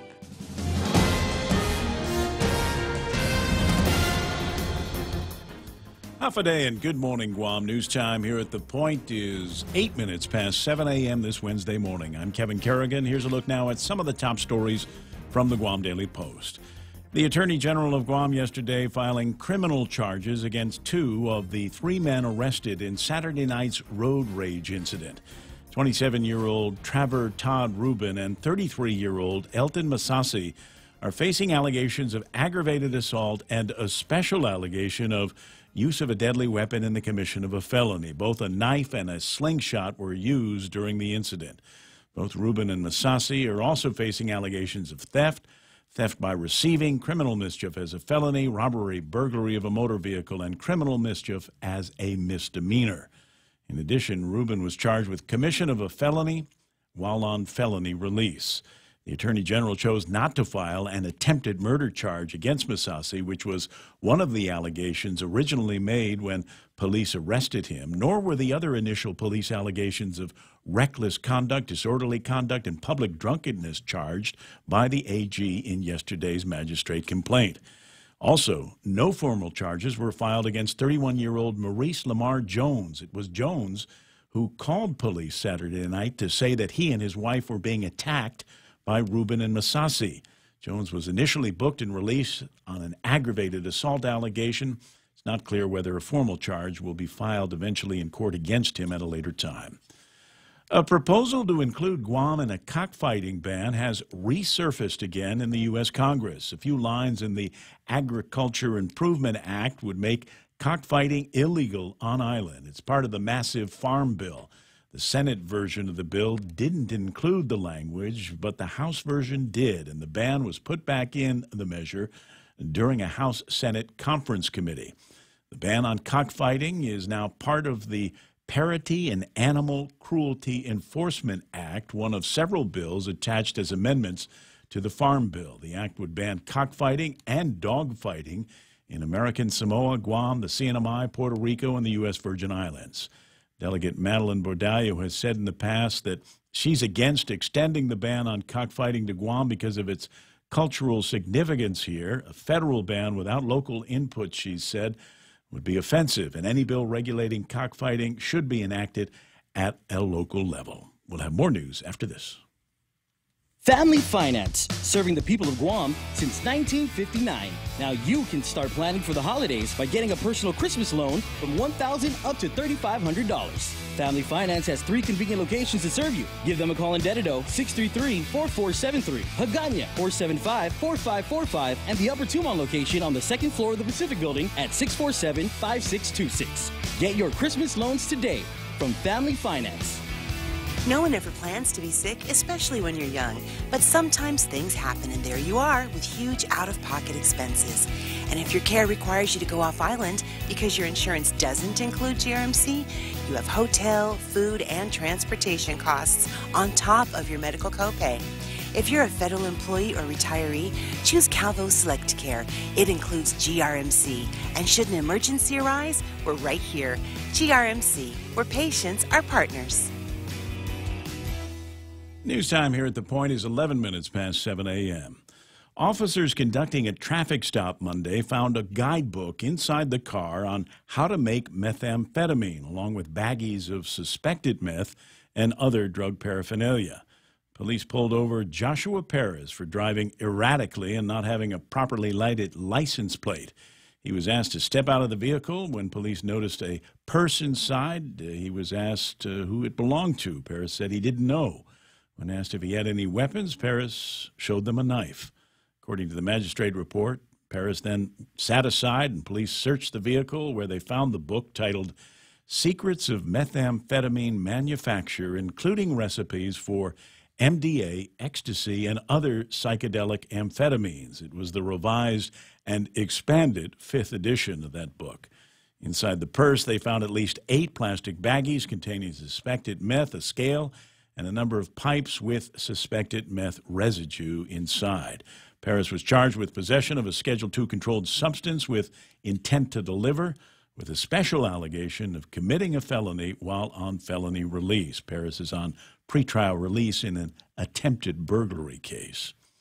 Finally, about a half-dozen employees at the Port Authority of Guam were instructed to get tested at Guam Memorial Hospital yesterday, following the discovery of mold growing on and inside the walls of their office. John Santos, the port's acting general manager, said the testing was a precautionary measure only. The mold was found in the port's safety office, which is located in a warehouse, Warehouse 1, within the container yard. The safety department employees recently reported their concern about the mold, which was becoming more visible, said Santos. A maintenance team was sent to the office to try to determine what was causing the growth. The team recommended breaking open the face of the wall to see what was behind the mold. When they cracked open that wall yesterday morning, they found even more mold growing. Santos ordered the evacuation, sent the employees who worked in the safety office to GMH for checkups. The office has been sealed, and the port's environmental engineer is looking into it. No word on whether any of the employees were affected as a result of exposure to the mold. Santos said he's waiting for the test results. For these stories and more, log on to postguam.com or pick up a copy of today's Guam Daily Post. Ray and Mike now with a look at weather. Just an FYI, traffic on Route 3 headed towards Ukadu looks like it's slowing down a little bit in and out between the Chicken Joy intersection and that intersection at 1 and 3. Also looking like it's starting to heavy up here at this point in the morning. Don't see anything major in front of any of the big bases. It doesn't look like there's a whole lot to worry about traffic-wise. On from the skies here, partly cloudy and hot. Isolated showers today. Winds out of the east, 15 to 20 miles an hour. Max afternoon heat index about 101 degrees. Otherwise, highs should be about 89 degrees. Look for overnight lows. Still warm, about 78 degrees. I guess we're not into that time today where we start to see a lot of the cooler, drier air floating around. Sunset tonight at 5:54 and sunrise tomorrow morning about 6:34. Take a look at the radar now. Mike, anything out there? Anything? Yeah, it just looks like most of the drier air actually stuck kind of north of here. That is a dry line, a shear line, if you will, kind of washing out to the north of us there by Tinian and Saipan. So that leaves us in a nice, veritable pool of moist air. And that's why the heat index is going to jump up today once the skies clear out a little bit. We get some more sun in here.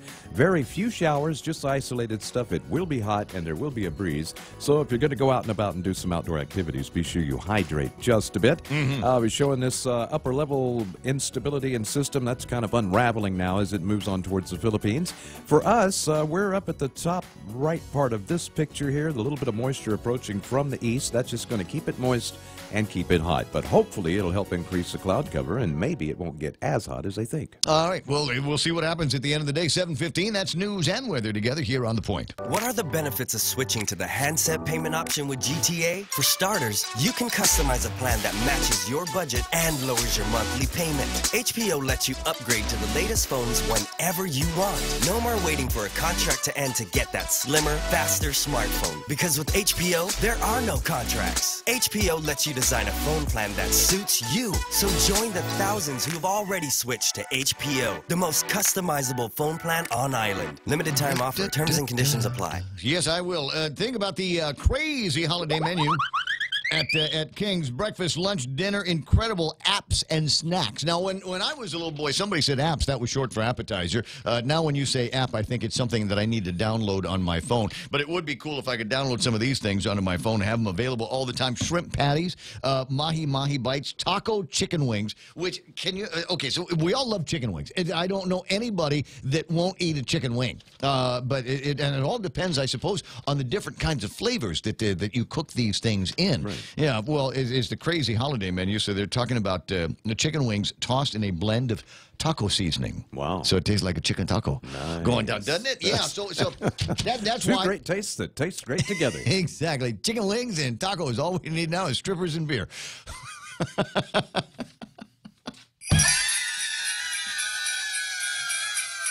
Introducing Exchanged, Guam's first online and mobile remittance to the Philippines. Exchanged is the easiest and fastest way to send money to your family and friends anywhere in the Philippines. Download the Exchanged app or visit their website, exchange.me. Sign up, remit, and get a chance to win a trip for 2 to Manila. Deluxe accommodations at the Belmont Hotel at Resorts World Manila. So sign up and remit now at Exchanged. Promo ends March 2nd, 2019. Conditions apply. Also avail of Exchange dollar to remit promo. Visit exchange.me for details. Can you remind me about like right after the headlines to play the governor's address? He's got a, I don't think it's the Christmas address, but it might be. Because he's wearing the Santa Claus hat and he's surrounded by piles of dollar bills. So I want to play that for you a little bit later on. Where are we? 7:17 in the morning. Portions of the Ray Gibson Show brought to you by First Hawaiian Bank, where it all starts with yes, American President lines. They're shipping the future. Micronesia Renewable Energy. There's never been a better time to go solar. American Water Tech, smarter water, better water, and Guam Regional Medical City, the first choice for all of your open heart surgical needs. News to fill your mind. Talk to get it out. The Ray Gibson Show.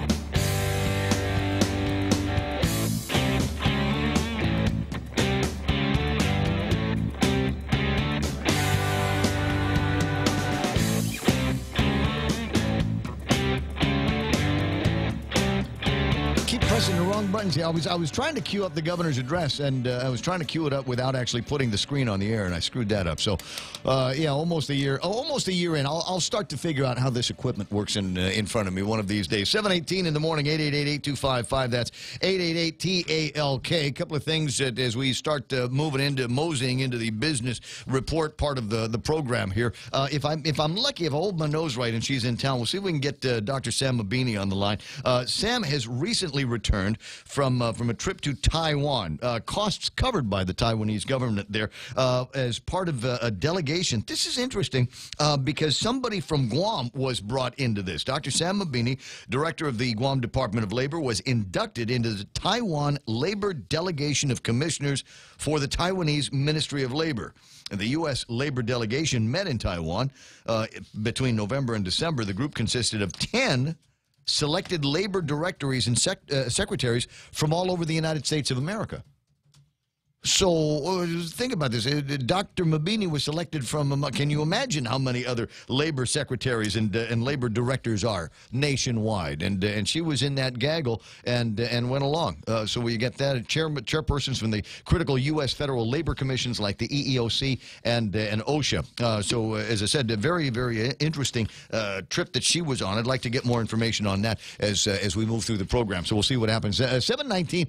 Taking a quick look at what happened on the market, they breathlessly said, oh, my God, 500-point swings in the Dow today. But the Dow eventually settled down only 53 points in the red to close at 24,370. NASDAQ at 7,031. The S&P 500, that's up for the NASDAQ by about 11 points. S&P 500 about flat at 2,636. Not even worth mentioning how many, the fraction of a point that they were down here. The FTSE is going to open in the green, 6,806.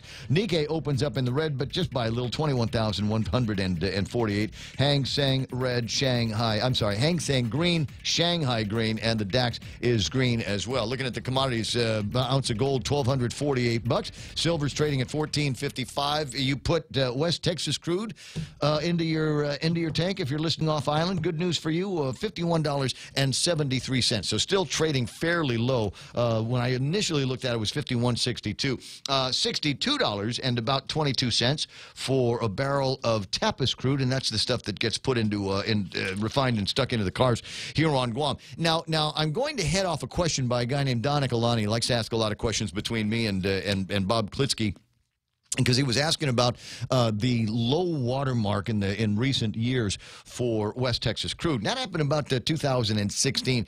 The same thing happened for Tapas. So if you're wondering how low Tapas could possibly get, the lowest it has been in the last 5 or 6 years was in 2016, January of 2016, when it traded at $32.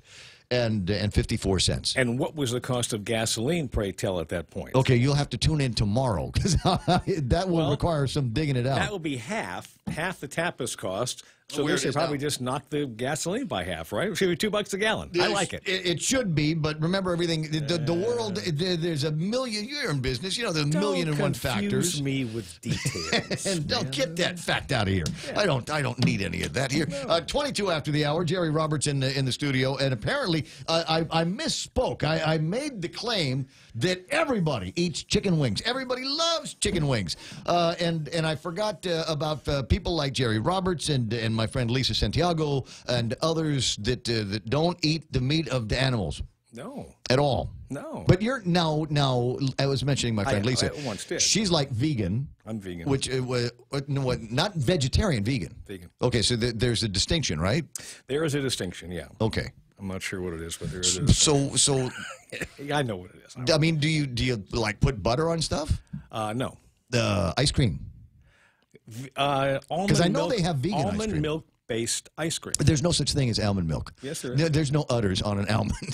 You cannot get milk. You ain't looking closely enough. I'm just this is a look under the skirt. No, this is I'm serious. It's a new debate out there floating around about almond milk, and people are saying stop calling it milk because it's not milk. It's some kind of white liquid substance, but it ain't milk. Then use the word stuff, almond stuff. That's just white almond blood. We'll call it almond blood. Ooh. And in terms of pronunciation, yeah, almond or almond? Almond. Okay. Almond. Almond. Mikey's agreeing with you. Short almond. Almond. Yeah. It's almond. Yeah, almond. When do you? But almond is never used. It is in the north. Some people say in the tree it's an almond. And when it falls on the ground, that knocks the L out of it, so that now it becomes an almond. Nice try. No? Nice try. Ismail this morning calling it almond water. Yes, I see. That's what I think is happening. Now, I'm not trying to give anybody a hard time. I'm just saying you can't call it milk. Let me throw a plug out there, if I may. Go ahead. And I'm not getting compensated by this, at least yet. Hopefully, I will. Might be if I do enough of it. Be a big lunch in store for you down the road. Payless is bringing in all kinds of ice cream that has nothing to do with milk. Right. Coconut milk-based, okay, almond milk-based, and I don't know what the rest of the stuff is, but they've got maybe 5 or 6 of them there, and I've tried a couple of them in the past 2 weeks. Right. And I've spoken before about the Ben & Jerry's. That's pretty good stuff. Okay, they've done a really good job with it. But there's I forget, Coconut Dream or something like that. I forget the name of the thing. But there's one there, and then there's a thing called Vixen, which was another one that was all right. But there's 3 or 4 other ones there. So if you can't handle milk, if you have lactose issues, then go to Payless and take a look at what they've got. Most of them, I think, are up at the mall. Yeah, yes, they've got a great section of kind of organicness there. At the mall. And then also the Agana Payless has some of those things. And try those. They're creamy. They look like ice cream. They taste like ice cream. The texture's like ice cream. Give it a shot. That's what I'm told. Nate Horn chiming in this morning on Facebook Live. He says his niece is a vegan and she doesn't eat honey. Is that... I hadn't heard that before. That's possible. Why? There's all kinds of vegans. I mean, there's all kinds of different flavors of vegans out there. Okay. Have you ever... I'm a card-carrying member of PETA. People eating tasty animals. But for some people, it's not about that. For some people, the concept of being a vegan or a vegetarian has nothing to do with animals. No. It's just that I choose to be plant-based. That's right. And as a lot of it has to do with the health. Yeah, and health and things like that. I was talking about my friend Lisa, bodybuilder, right? Yeah. And so she's very, very, very careful about what she puts in her body. 7:25 in the morning, and one of these days, because you want to talk about commitment, and there's commitment at work and commitment in your lifestyle and commitment in your career. Can you imagine that level of a commitment to a diet made that much more difficult by living on Guam, where everything tastes good and you want a second helping of it? That's got to be tricky. Right now, as I said, Jerry Robertson and this morning's Extra Point. A number of people in Guam will start a new business in 2019, and a lot of them will try to do it without much money. Today's Extra Point is dedicated to those folks headed in that direction. Not having enough money to start and run a business is no doubt a harder way to get going than if you have a pile of cash in the bank. On the other hand, it forces you to be creative. You'll have to come up with solutions that cost little or nothing. You will likely wear a lot of hats in your company because you won't be able to hire employees right away. You may start off wearing all the hats. With a lack of money, innovation is the name of the game. Growth will mean everything in those early days. If you're hungry, you'll stay focused on that growth. You'll come to know and build strong relationships with your customers. Some people without a big bank account find they have more resources than they had imagined. They generate money by selling things they no longer use. I know a guy who raised thousands of dollars by selling a motorcycle he had ridden 3 times in 2 years. He also sold an expensive barbecue grill and then artwork that was on his walls, but he said he really didn't see it and enjoy it anymore. Some people like to use other people's money to fund their business. The upside is that you can ramp up faster, and maybe that's what you want. The downside is that you're giving up a chunk of your company, and is that what you really want to do? A lot of businesses that should have been big winners instead were lost because the principal owner and the investor or investors didn't see eye to eye and couldn't get along. If you grow it on your own, though it will take longer, you'll avoid that kind of problem. Many experts advise that when you do start to turn a profit, instead of putting that money back into the business, pay off any debt you have first. Debt can eat away at a company. Pump profits back in only after all the debt is paid off. Celebrate the glorious day you can hire your first employee. That's a big step forward. Train them well and never stop training them. Treat them well and never stop appreciating them.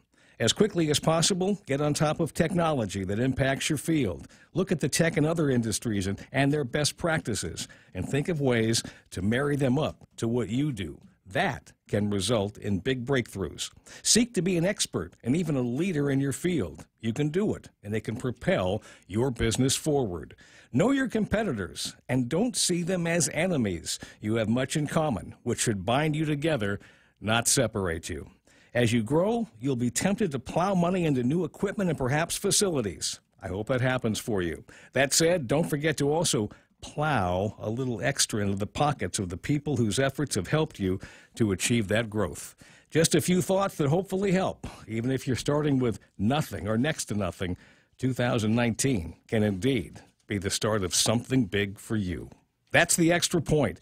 Get out there and make something good happen today. For 93.3 in the Ray Gibson Show, I'm Jerry Roberts. Wise advice for the entrepreneurs that are out there these days, because it is tougher to do. Trust me, with when you've got to do it kind of on your own. I was very lucky. I mean, I got great partners to work with, and inherited an operation that already had some really good people that were here. So as I said, for me it was a little bit easier. For other people, might not be as smooth a road. A little bit of rockiness out there, but there's always somebody around that'll give you some help. Yeah, and Some there's kind of advice. guidance. There's the Small Business Development Center at the Great University of people. Guam. Yep. Great folks out there. They can give you some help. And there's others. I think the SBA might have some assistance in that regard. There's always people, as Ray says, that will give you the help. Whether or not you want to go after money, that's going to be up to you and with your business plan. If you've got and you should have a business plan put together for that purpose. Don't screw up. That's my business plan. Don't screw up. It's a good one. Replace the screw with another word. That's the operative goal here for a little bit. The main thing is there's hundreds of people this will apply to that in 2019 are going to start a business. I mean, every year there's probably more than that. Could be a couple thousand people on island who actually start to do something part-time. Yeah, there's. I suppose the question that's rolling around in my head, 7:30 in the morning headlines in a second. The question rolling around in my head, because I've been approached by a couple of people that want to do some entertainment, and trying to figure out whether now is a good time to try out this entertainment model, where they bring in some entertainers from someplace and not try to book the Fieldhouse or the Dusitani, Right. but do smaller, more intimate kinds of shows. Sure. And the question is, well, on paper the model looks good. Does it look good enough to take that chance? Does it look good enough to put some of your own capital at risk? And I think that's the question that maybe we need to ponder. How do you get to yes on that? A guy like Dan Bradley would be the guy to talk to. Oh, on no, that. for sure. Yeah. But I can give you the framework for it pretty quickly. Acts are going to cost a certain amount of money, and they're not going to negotiate down because you're brand new. I mean, if they're going to come, 6,000 miles or 9,000 miles, they're going to want to get paid. So that probably is something that's going to be a fixed cost of some kind. In terms of venue, you can negotiate some things there. Sometimes. In terms of getting the equipment and things you'll need, which you will, stage, lighting, amplifiers, all mixing boards, and that. There's a couple of companies on There's island, guys. that have those things. They will negotiate with you probably for a piece of the action if they think that the act is viable and will make money. And they'll help you with that. So what I would do if I was going into the entertainment business, I would look to see who is sponsoring things now. I would go talk to them. Yeah. And say, I don't have any money, but I've got a connection with So-and-so, this here's the act or agent, that yeah, here's the act. And they want to come in, and I'll do all the work, and I need someone to help back me up. And I think you'll probably get, if it's a good act and a good deal, you get a positive response. Well, like I said, just a couple of differences in the model and the framework of the way they want to do these shows, but it's very, very interesting. And like I said, you just wonder now, is this a good time to get into a business like that? But the fact of the matter is, at some point, you've got to make a decision. You have to pull a trigger and say it's now or never. You're probably going to lose money, but you'll learn a thing or two, and you'll lose less money each time, and eventually, bang, you're going to get your Kenny Loggins, your Miami Sound Machine, your Menudo Show, or your Air Supply, if you will. Takes a while, but you can get there. Yeah, absolutely. 7:32 in the morning, and it's the thing is everything is within walking distance. How much time do you have? Time for headlines. Well, we'll do headlines in a second. We'll be right back with Kevin Kerrigan. KFC has finally answered the world's most important question. What came first, the chicken or the egg? And the answer is both. Introducing KFC's KFC AM, their new Southern and local-inspired breakfast. AM-loaded platter with chicken fried rice, waffles, and Colonel's chicken congee. KFC also has your all-time favorites, AM chicken and egg wraps, Southern biscuit and sausage sandwich, and hash browns. So for finger-licking good mornings, AM will never be the same at KFC. KFC, it's finger-licking good. Hungry? Stop by Circle K for Craft Kitchen's hot breakfast, lunch, and dinner items delivered fresh 3 times a day. Circle K, take it easy. Haagen-Dazs ice cream. Buy one, get one free. Stop by Circle K today and satisfy your heart's desires. Available at all Circle K stores, excluding Barragata, Airport, and Campers locations. Applies only to the 3.38-ounce servings. 7:34 or so, and another piece of advice, and I forget what the dues are. Whatever it is, I pay it on a regular basis to be a member of the Chamber of Commerce, because they're a terrific group of people, and there's no shortage of advice or other people that aren't afraid of the risk, and that's that in and of itself is inspiring. If you've got a young professional in your office that you'd like to see recognized, call somebody over at the Chamber, get information on the Raina Letty Guam Young Professional of the Year Award. Nate DeKnight is the 2017 recipient, so you know where the standard is right now, and you likely got somebody, a go-to or what we used to call a comer in your business. And this might be the person that you ought to nominate. You need information on that. Find anybody over at the Chamber. If you can't get them on the phone, find me, and I'll be happy to give you some email addresses, etc. 7:34 now in headlines from the Guam Daily Post. Here's Kevin Kerrigan. Half a day and good morning, Guam. In the headlines from the Guam Daily Post this morning, a bill allowing transgender individuals to legally change their gender marker on their birth certificates was debated but eventually set aside yesterday on day 2 of the December legislative session. Lawmakers raised questions about the impact of the measure on medical and law enforcement issues. Senator Joe San Augustine asked how a transgender person would be assessed following their arrest. A shakedown is conducted before confinement, he pointed out, and if it's determined that you're of the opposite sex of what your identification recognizes you as, San Augustine asked, should corrections officers follow the ID or your physical appearance on where they put you in incarceration? Senator Michael San Nicolas said he fully respects how people want to identify, but he said he wants to ensure certain medical concerns are addressed. What are the safeguards to make sure that we're not creating unique medical risks, he asked, because organ transplant between sexes poses higher risks, he pointed out. Senator Regine Bisco-Lee introduced a motion to set aside the bill, which was approved. Session resumes at 9 o'clock this morning. The jury trial of a man accused of sexually abusing a teenage girl began yesterday morning in Superior Court in front of Judge Michael Bordallo. 35-year-old Wesser Wesson was arrested in October. He's on trial on 3 counts of first-degree criminal sexual conduct and 5 counts of third-degree criminal sexual conduct. He's alleged to have sexually assaulted and beat a girl known to him. The girl moved to Guam from Chuuk when she was 15. She told police that Wesson pinned her down and forced himself on her while her disabled mother was asleep. Wesson is represented by Public Defender Bill Bishop. Assistant Attorney General Lenny Rapadas is prosecuting the case. Students at Untalan Middle School had to shelter in place briefly yesterday morning after 2 bullets were found in the school's gym about 8:40 a.m. Guam DOE spokeswoman Isa Baza says Guam police were informed and the school conducted a bag search. Nothing was found. The all-clear was given at about 9:30 yesterday morning. For these stories and more, log on to postguam.com or pick up a copy of today's Guam Daily Post. Kevin, would you like the recipe to make almond milk? No, thanks. Okay. Appreciate the offer. Well, it's apparently not hard to make almond milk. Really? How do you do it? Tell us all about it. Dying to know. You need a cup of raw almonds soaked overnight in cool water or about 1 to 2 hours in very hot water, 5 cups of filtered water, a pinch of sea salt, a couple of dates, a teaspoon of vanilla extract, a couple of teaspoons of cocoa powder. If you want to make chocolate milk, a half cup of berries if you want to make berry milk with your almond milk. You should have just said you you just squeeze it until it cries. Close. Here's what you take: the soaked almonds, the water, that pinch of salt, and whatever the optional add-ins I mentioned, the cocoa powder or berries or whatever. Stick in a high-speed blender and blend until creamy and smooth. They want it to run for almost a couple of minutes to get as much water and to separate the water from the pulp as much as possible. Oh, okay. And then you strain it using a nut milk bag.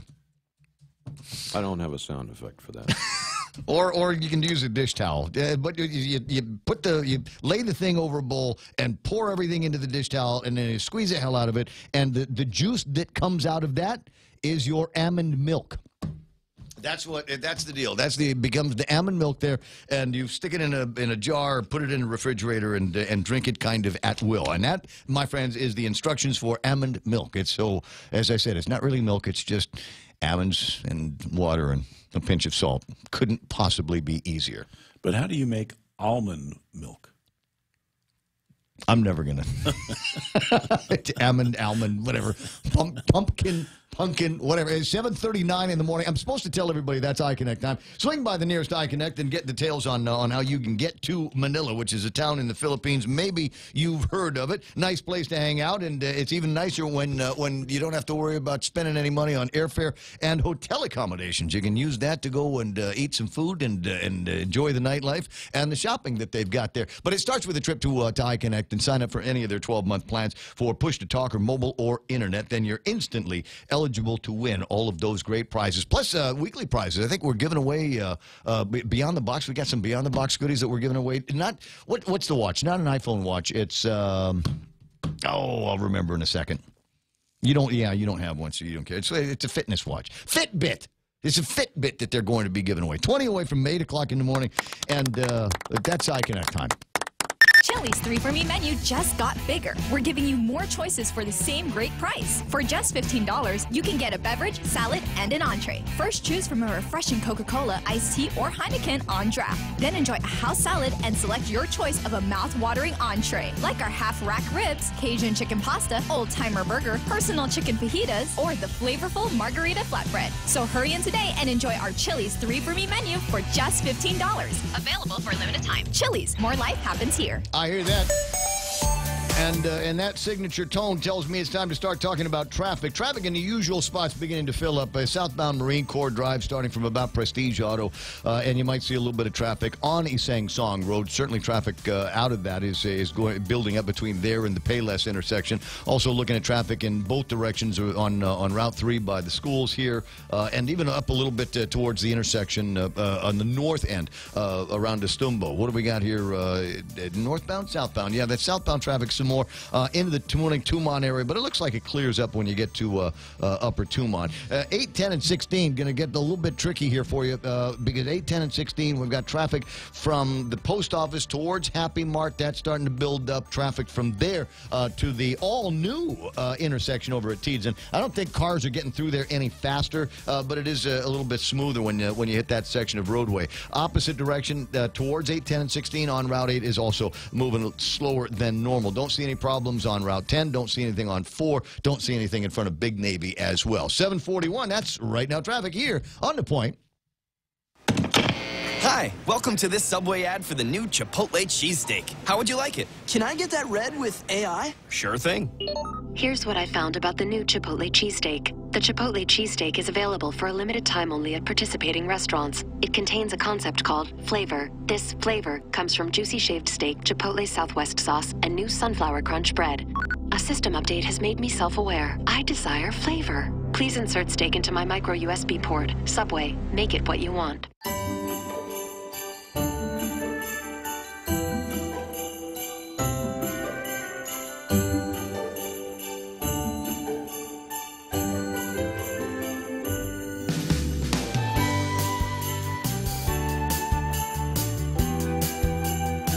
It's 7:42. Ray Gibson Show until, I don't know, 10 o'clock or until I get tired of talking. I do want to say hello, half a day, a couple of friends on Facebook Live, so allow me an opportunity to go through the list, including Doris Mendiola. I see Bob and Connie Bartonico, Renee Lau, Frankie Gutierrez, Yuka Oguma, saw the boss last night at the party, looking for you.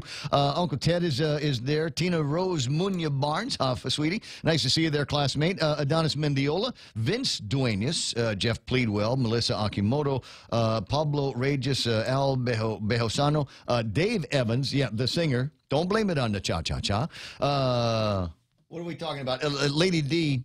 Upset about the idea that there could be some federal action that will ban cockfighting on Guam, and the only thing that that's going to do is drive it underground, and I'm probably with her on that one. Zaid Z, Taiminglu, Chalorna Loran, and Ramona White Longa. Where are you, Ramona? Are you in town?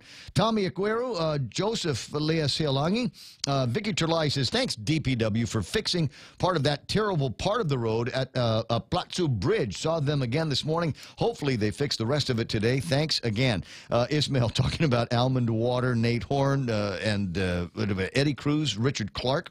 Jeff Pleadwell chiming in on the risk of doing shows on Guam, and outdoor venues can be kind of risky because it rains on Guam, I heard. Kat Phillips Uggan, I got Tom Tahadzi, Darlene Bloss. Daryl Taggarty talking about almond squeezing versus cow squeezings, and recommending hemp milk on his cereal, and Pero. I ain't high, I'll tell you that, man. I don't feel nothing, man. I don't think you can get high off hemp milk. I think you probably have to drink a whole lot of it. Cow squeezins with real coffee. Mers Greeno and Galu Perez out floating around. A little bit later on, we'll get the governor's address on. He's got something happening this week, so we'll climb in on that. My very close, very dear personal friend Tom Dahema Ada on the line. And last piece of legislation looks like you're going to be able to. I don't know. Are you going to be able to get this thing passed? Is Bill 154? Good morning, Senator. Morning, Ray. Always nice to hear from you. Merry Christmas to you and the family. And tell me, I recall a little bit of what 154 was supposed to look like. Now that you've had the second hearing on the floor and hopefully moving it to the third hearing, what's it look like now? Well, the bill pretty much has remained the same. The first time that it was brought up on the floor for discussion, there were a couple of members who thought that, it needed a little bit more looking over, and so made the motion to send it back to committee. Mm-hmm. That gave them the opportunity to sit down with some of the industry stakeholders and, discuss the bill some more, but they didn't come back with any recommendations for changes. So yesterday, the day before, I lost track, I think the day before, we discussed it. There was a couple of amendments that were attempted, but they failed, and then ultimately the bill is now down in the voting file. So very briefly, what the bill does is, one, it authorizes the construction and the operation of off-premise signs. Guam's 40-year-old sign law only allows for what we call on-premise signs. Right. So that's the signs that you see on the buildings, advertising what is sold or the services provided within those premises. The off-premise sign is like the one that you see across from the FHP in Tamuni, where it advertises services and products that's available elsewhere. And now with today's technology, you can, there's digital technology that's available to be able to change the signs periodically. So in addition to authorizing the use of those signs, it also regulates them. It specifies where you can have it, like you cannot have it in a residential area. Mm-hmm. It regulates the interval. So you cannot have a sign cannot be less than 3,500 feet, 3,500 feet from another sign. So that way we still want to convey the message, but we don't want to clutter up our environment with all these signs. And so the interval regulation was put in. It also regulates the height and the size. There was an attempt to make an amendment to increase the size of the billboards from 200 to 400 square feet. And so we were able to show what impact that would have. So right now, the one that you see across from FHP, that's 200 square feet, the sign face. And you can still see the landmark building behind you. But if you double that size, you can barely see the tip of the roof. That's how much it would mask, a pretty building like that. Yeah, I suppose I'm just worried about among things. I'm worried about the interval. So the existing would the interval be based on where the existing previously grandfathered signs are? Because obviously you've got a great sign up there. You just mentioned it across from FHP. Does that mean that nobody would be able to put another sign up within 3,500 feet? That's about a little over a half mile of radius around that. And so it's like the guys that are grandfathered already got, quote, the good spots, and that would prevent anybody else from finding other places around that good spot for which no one can compete now. I find that to be a little unfair. Okay, so two things. First of all, to picture in your mind what this 3,500-foot interval is. So that sign up across from FHP down to where Docomo is, another sign there, that's about 3,500 feet. So the next sign that will be allowed going south would be somewhere about where the city bank, the old city bank is. Okay? Yeah. Now there's, of course, there's the one size does not always fit all. And so there's a provision in the bill that allows you to go to the Guam Land Use Commission to seek a variance. Well, that's how we got started in this mess to begin with. Was they were providing variances without the legal ability to do so. Right, and so again, that piece has been corrected by adding additional language that gives the Guam Land Use Commission the authority to decide on issues related to signs. Okay. So that's where we are with the sign bill. It's down in the voting file, and yes, there's some unfairness, like you said. What about the people in between, right? Property owner may want to put up a sign. Well, right. If you think you've got a good case, then go to the Guam Land Use Commission and get a variance. Otherwise, it's kind of like, yes, there's some unfairness, but it was for the greater good. Well, I don't know. There's a part of me that says the greater good would be best served, number one, with fewer of those kinds of fewer signs, period. I'm with Darrell Taggarty on this. More billboards, really? What happened to the natural beauty and architecture? Things are already cluttered with those already erected, and building size banners are just plain ugly. So I don't know. I know that we've got to make some changes to the law, but that sounds like a rather big bite. And I don't know, I suppose maybe there should have been more done by way of public hearings to get more people from the community involved in this as opposed to people in the industry. Well, so if this bill gets passed, it needs to go through its teething period. And that's then when we'll see and start making those finer adjustments. But, we got to get it out of the gate. If we want to use this technology to convey information, and not just about consumer goods, but they could also flash up there as part of their public announcement, contribution. So I'm talking with. There's a couple of people that I'm talking to in the business that would like to use it for weather information, and certainly when we've got inclement weather, while the signs remain up, while they remain powered, they could flash what condition of readiness that we're in, or important information for people to steps for people to take to be able to secure themselves and their property. I don't personally think that they're evil. It seems to me we've gone a long way to I don't know, correcting errors that were made in the past. It has this land trust feel to it. I don't know. Land trust? Yeah, well, it just is. Yeah, sweeping is just kind of sweeping the errors under the rug, if you will, over all of these years. We haven't finished. Are you talking about like those 100 leases that were deemed to be null and void? Yes. Oh, that chapter is not finished yet. No. I hope that we'll be able to have information update next week as to because I had a staff member here who went through each and every one of those 102 leases that were determined to be null and void. And so we're going to have an information hearing that will basically discuss the findings of that analysis. Then we took I believe it was a 10% random sample of the 3,000 leases that were deemed to be voidable because it did not come before the Chamorro Land Trust Commission to be approved and get its blessing. So we took a 10% sample of that, and the findings from that 10% random sample is that really everything was done as should have been, with the exception that it did not come up to the board to get its approval. Correct.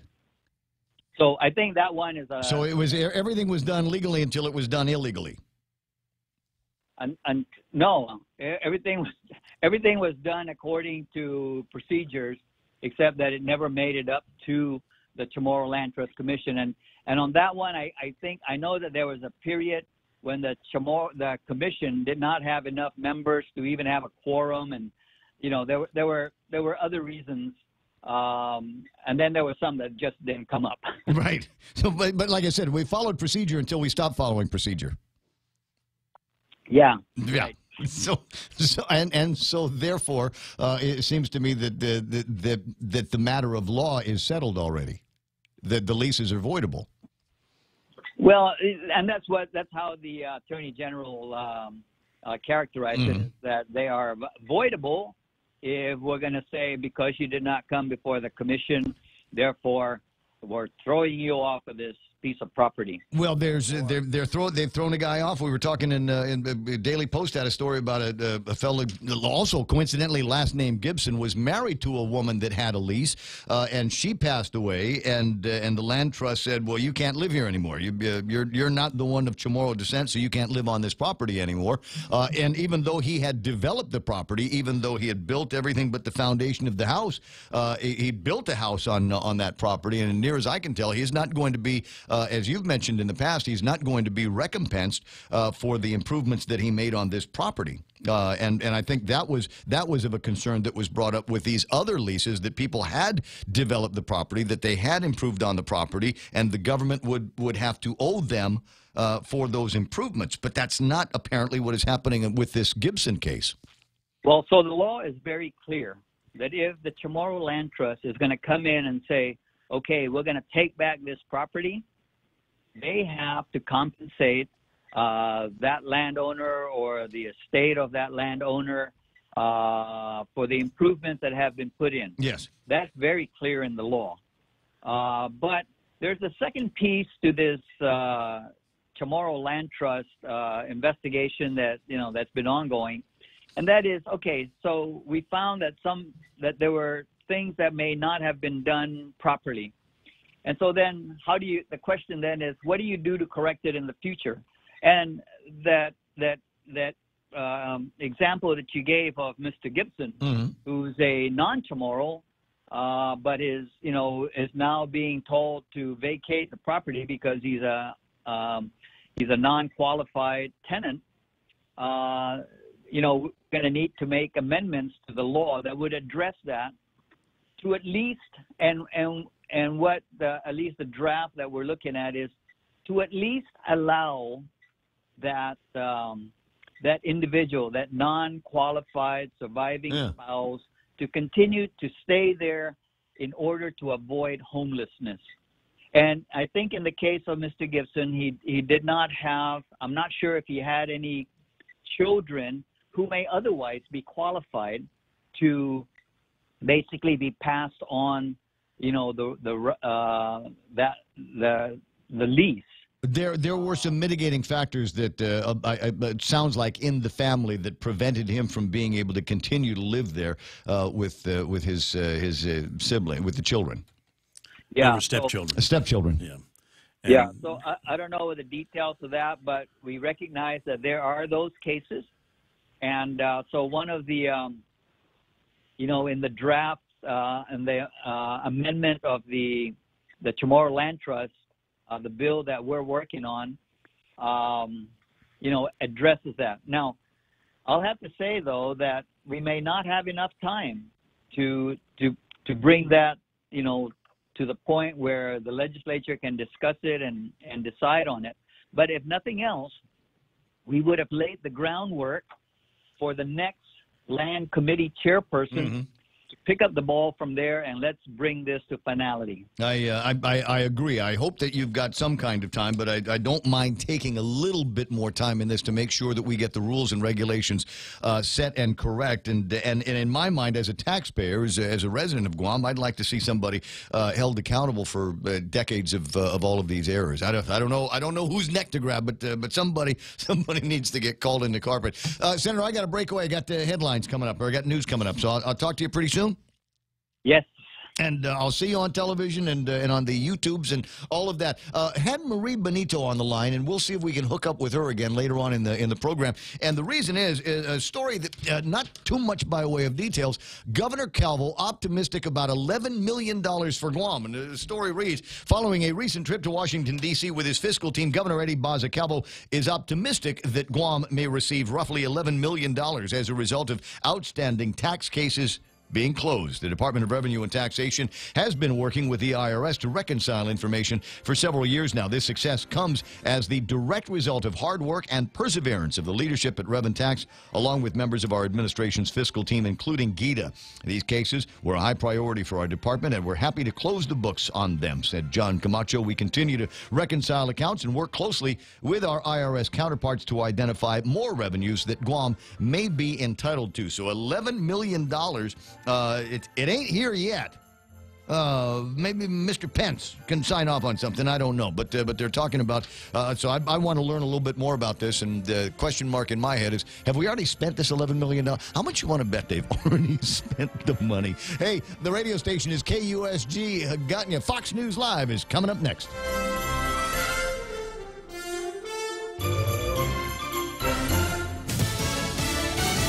A mass shooting at a Christmas market in France. I'm Lisa Brady, Fox News. The gunman, someone known to police with a criminal record, apparently targeting a world-famous market in Strasbourg, killing 2 people, wounding at least 8. The heart of the city is actually on an island. And the Christmas market makes up the heart of that island. It's always been a relatively easy target. Mark Stone of Sky News says they boosted security after previous attacks in Paris. The suspect not yet in custody, a terror investigation underway. President Trump calls it common sense. We need border security, and part of border security is a wall. So I don't mind owning that issue. At a bill signing a short time ago defending the threat he made earlier today to allow a partial government shutdown if he doesn't get the funding he wants for a wall. The House would give me the vote if I wanted it, but I can't because I need, Nancy, I need 10 votes from Chuck. All right, let me say something here. That was during public remarks that turned confrontational with the House and Senate Democratic leaders, Nancy Pelosi and Chuck Schumer, just before a closed-door meeting in the Oval Office. You're bragging about what has been done. By us. We want to do the same thing we did last year, this year. That's our proposal. If it's good then, it's good now, and it won't shut down the government. Chuck, we can build a much bigger section let's with debate, more money. Let's debate in private. Senate Majority Leader Mitch McConnell says he hopes they don't end up with a shutdown. I'd still like to see a smooth ending here, and I haven't given up hope that that's what we'll have. Some lawmakers suggesting compromise is possible, folding other issues in with the wall. There's more than a $3 billion gap between House funding for the wall and a Senate version. Meantime, a farm bill just passing the U.S. Senate, reauthorizing farm programs and food stamps for the next 5 years. That has been negotiated for months. This is Fox News.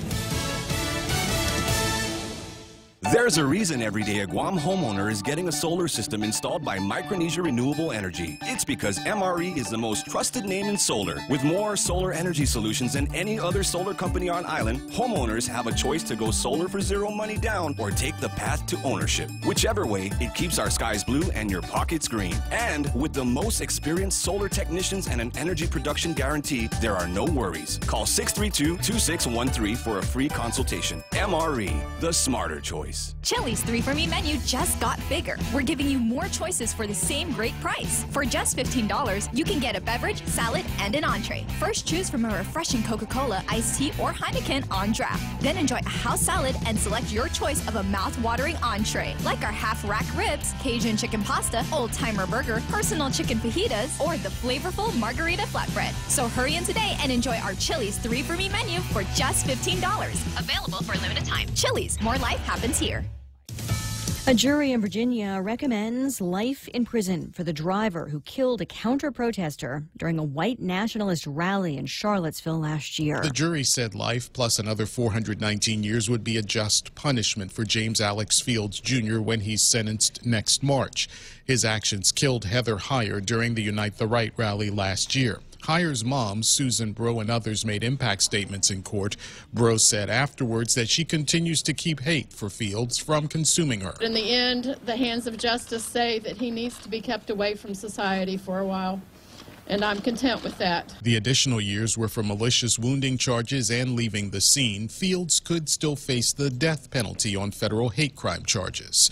Gernal Scott, Fox News. A manhunt in Texas after 3 officers were shot while serving a family violence warrant in a Houston area home. The injuries described as not life-threatening. A Capitol Hill grilling for the head of Google. Google CEO Sundar Pichai facing questions about user privacy at a House Judiciary Committee hearing. Texas Republican Ted Poe asking if the company tracks his whereabouts via his iPhone. Does Google track my movement? Pichai said only if you allow us to. Not by default. There may be a Google service which you've opted in to use. Pichai also denying allegations of political bias, telling lawmakers that manipulating search results would go against the company's core principles. In Washington, Rachel Sutherland, Fox News. A federal court just ordering Stormy Daniels to pay President Trump nearly $300,000 to reimburse his legal fees. This after the porn star recently lost a defamation lawsuit against the president. And this as the president's former lawyer awaits sentencing for, among other things, a payment made to Daniels during the campaign. I'm Lisa Brady. This is Fox News. Bring joy to your world and your budget with a holiday loan from First Hawaiian Bank.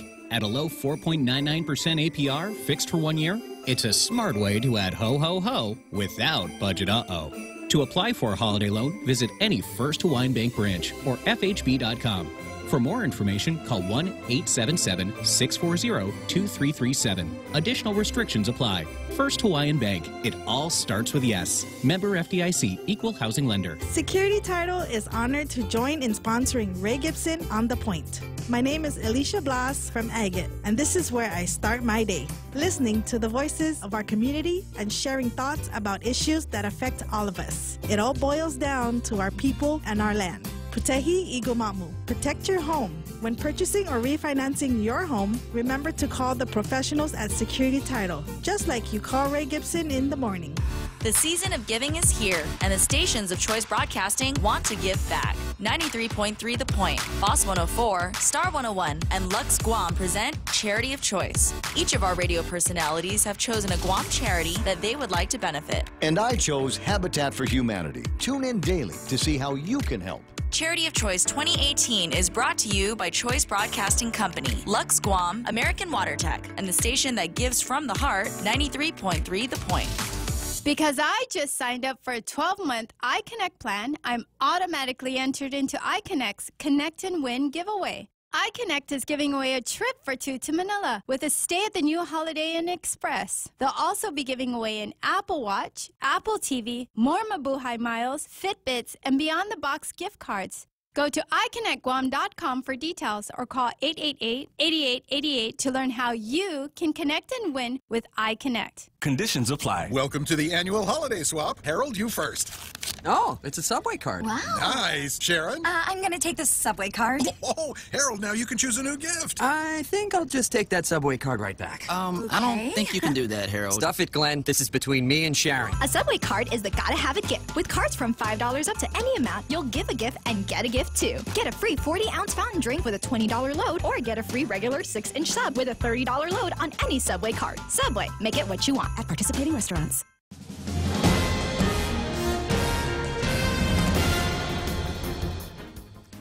Half a day and good morning, Guam. News time here at The Point is 8 minutes past 8 a.m. this Wednesday morning. I'm Kevin Kerrigan. Here's a look now at some of the top stories from the Guam Daily Post. A bill allowing transgender individuals to legally change their gender marker on their birth certificates was debated but eventually set aside yesterday on day 2 of the December legislative session.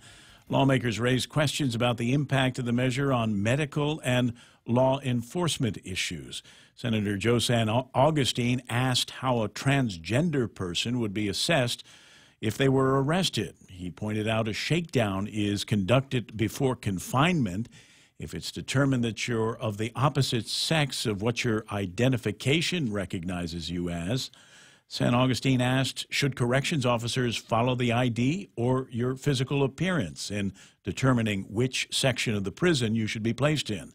Senator Michael San Nicolas said he fully respects how people want to identify, but he said he wants to ensure certain medical concerns are addressed. What are the safeguards to make sure that we're not creating unique medical risks, he asked, because organ transplant between sexes poses higher risks, he said. Senator Regine Bisco-Lee introduced a motion to set aside the bill to get some of those questions answered. That motion was approved. Session resumes at 9 o'clock this morning. The Attorney General yesterday filing criminal charges against 2 of the 3 men arrested in Saturday night's road rage incident. 27-year-old Trevor Todd Rubin and 33-year-old Elton Masasi are facing allegations of aggravated assault and a special allegation of use of a deadly weapon in the commission of a felony. Both a knife and a slingshot were used during the incident Saturday. Both Rubin and Masasi are also facing allegations of theft, theft by receiving, criminal mischief as a felony, robbery, burglary of a motor vehicle, and criminal mischief as a misdemeanor. In addition, Rubin was charged with commission of a felony while on felony release. The Attorney General chose not to file an attempted murder charge against Masasi, which was one of the initial allegations made when police arrested him, nor were both of the men were not charged with other initial police allegations of reckless conduct, disorderly conduct, and public drunkenness. No formal charges were filed against 31-year-old Maurice Lamar Jones. It was Jones who called the police to say that he and his wife were being attacked by Rubin and Masasi. Jones was initially booked and released on an aggravated assault allegation. It's not clear whether a formal charge will be filed in court against him at a later time. We'll have more news after this. Cheers to 80 years. It's our 80th anniversary and the gifts are on us. 80 gift certificates, 8 shopping sprees, 8 staycations, and 1 round-trip flyaway for 2 to Manila. So how do you enter? Calvo's Insurance personal home and auto customers are automatically entered. Non-Calvo's customers may enter by receiving a qualified quote. It's our way of saying thank you for trusting us for the past 80 years. For more details, visit calvos.com/giveaway or call 472-6816. Calvo's Insurance, serving Guam for 80 years. Family Finance, serving the people of Guam since 1959. Now you can start planning for the holidays by getting a personal Christmas loan from $1,000 up to $3,500. Family Finance has 3 convenient locations to serve you. Give them a call in Dededo, 633-4473, Hagåtña, 475-4545, and the Upper Tumon location on the 2nd floor of the Pacific Building at 647-5626. Get your Christmas loans today from Family Finance. News time at The Point is 11 minutes past 8 a.m. Officers conducting a traffic stop Monday found a guidebook inside the car on how to make methamphetamine, along with baggies of suspected meth and other drug paraphernalia. Police pulled over Joshua Perez for driving erratically and not having a properly lighted license plate. He was asked to step out of the vehicle. Police then noticed a purse inside. When he was asked who the purse belonged to, Perez said he didn't know. When asked if he had any weapons, Perez showed him his knife. According to the magistrate's report, Perez then was set aside and police searched the vehicle where they found the book titled Secrets of Methamphetamine Manufacture, including recipes for MDA, ecstasy, and other psychedelic amphetamines. It was the revised and expanded 5th edition of the book. Inside the purse, they found at least 8 plastic baggies containing suspected meth, a scale, and a number of pipes with meth residue. Perez was charged with possession of a Schedule II controlled substance with intent to deliver as well as a special allegation of committing a felony while on felony release. The jury trial of a man accused of sexually abusing a teenage girl began yesterday morning in Superior Court in front of Judge Michael Bordallo. 35-year-old Wesser Wesson, arrested in October. He's on trial on 3 counts of first-degree criminal sexual conduct and 5 counts of third-degree criminal sexual conduct. He's alleged to have sexually assaulted and beat a girl known to him. The girl moved to Guam from Chuuk when she was just 15. She told police that Wesson pinned her down and forced himself on her while her disabled mother was asleep. Wesson is represented by Public Defender William Bishop. Assistant Attorney General Lenny Rapadas is prosecuting the case. For these stories and more, log on to postguam.com or pick up a copy of today's Guam Daily Post. Ray and Mike now with some weather. Oh, yeah, let's take a look at the weather forecast for right now, and then we'll look at the radar and the satellites and all of that. Partly cloudy and hot with isolated showers today. Winds out of the east, 15 to 20 miles an hour, decreasing overnight. Daytime highs 89 degrees and a maximum afternoon heat index around 101 degrees.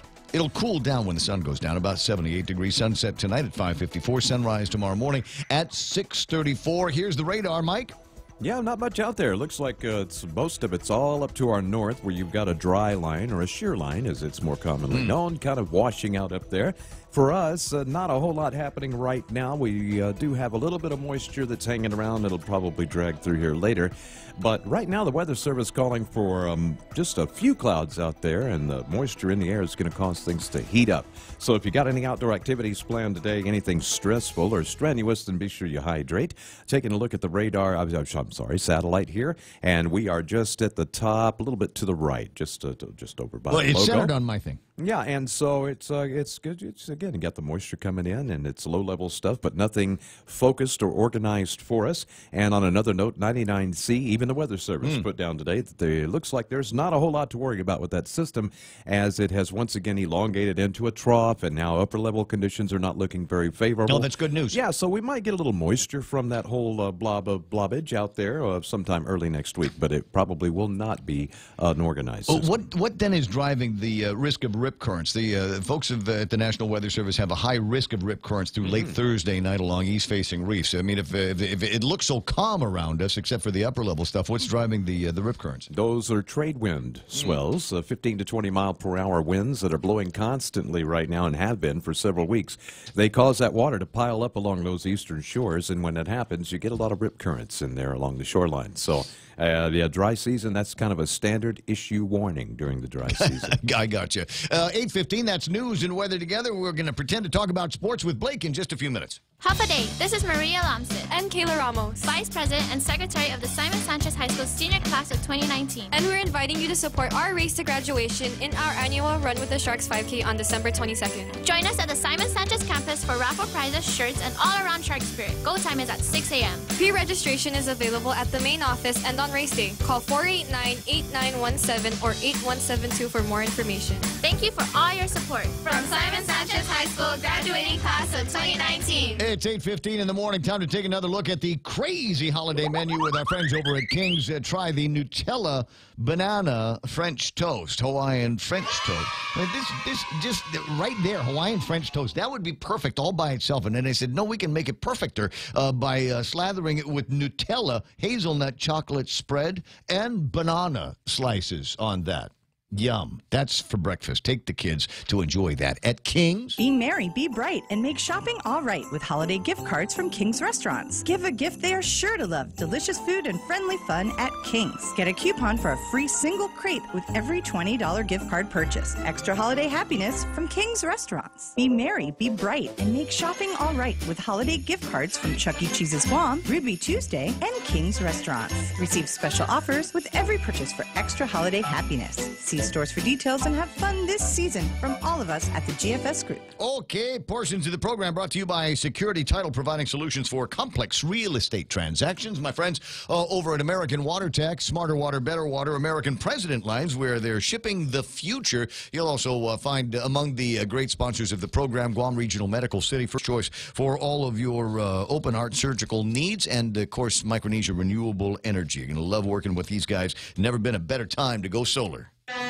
Here at APL, our core values give the company its heart and soul. Whether it's connecting your business with our global network through our newly enhanced service or investing our efforts into giving back to the community, APL is committed to serving you. We humbly honor the opportunity to find innovative solutions for you and your business. To learn more about our enhanced service, call 588-4651 or visit www.apl.com/Guam for more details. Gotcha. 817, you know what? We got that promo played a few minutes ago about our charities of choice. And again, mine is the Habitat for Humanity, and they're always looking for volunteers. Call Alicia Uggan at 647-4667 if you'd like information on how you can contribute your time, or maybe, because they'll take dough, too. Again, her number is 647-4667. Portions of the program brought to you by Cold Stone Creamery, making your holiday sweeter with new milk and cookies ice cream made with chunky Chips Ahoy's cookies and dark chocolate peppermint ice cream with premium Ghirardelli peppermint pieces. Find that in ice cream and the ice cream cake format as well at Cold Stone Creamery. 40 years, the ultimate ice cream experience.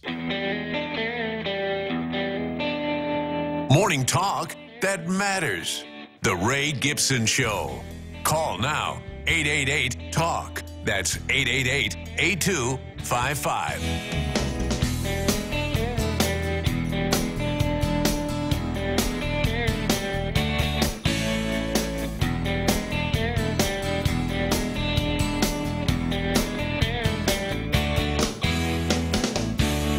Cosendo on Facebook Live this morning. That's nice. Daryl Taggarty chiming in a couple of topics here. Guam's going to try to regulate the brightness of these animated signs out there.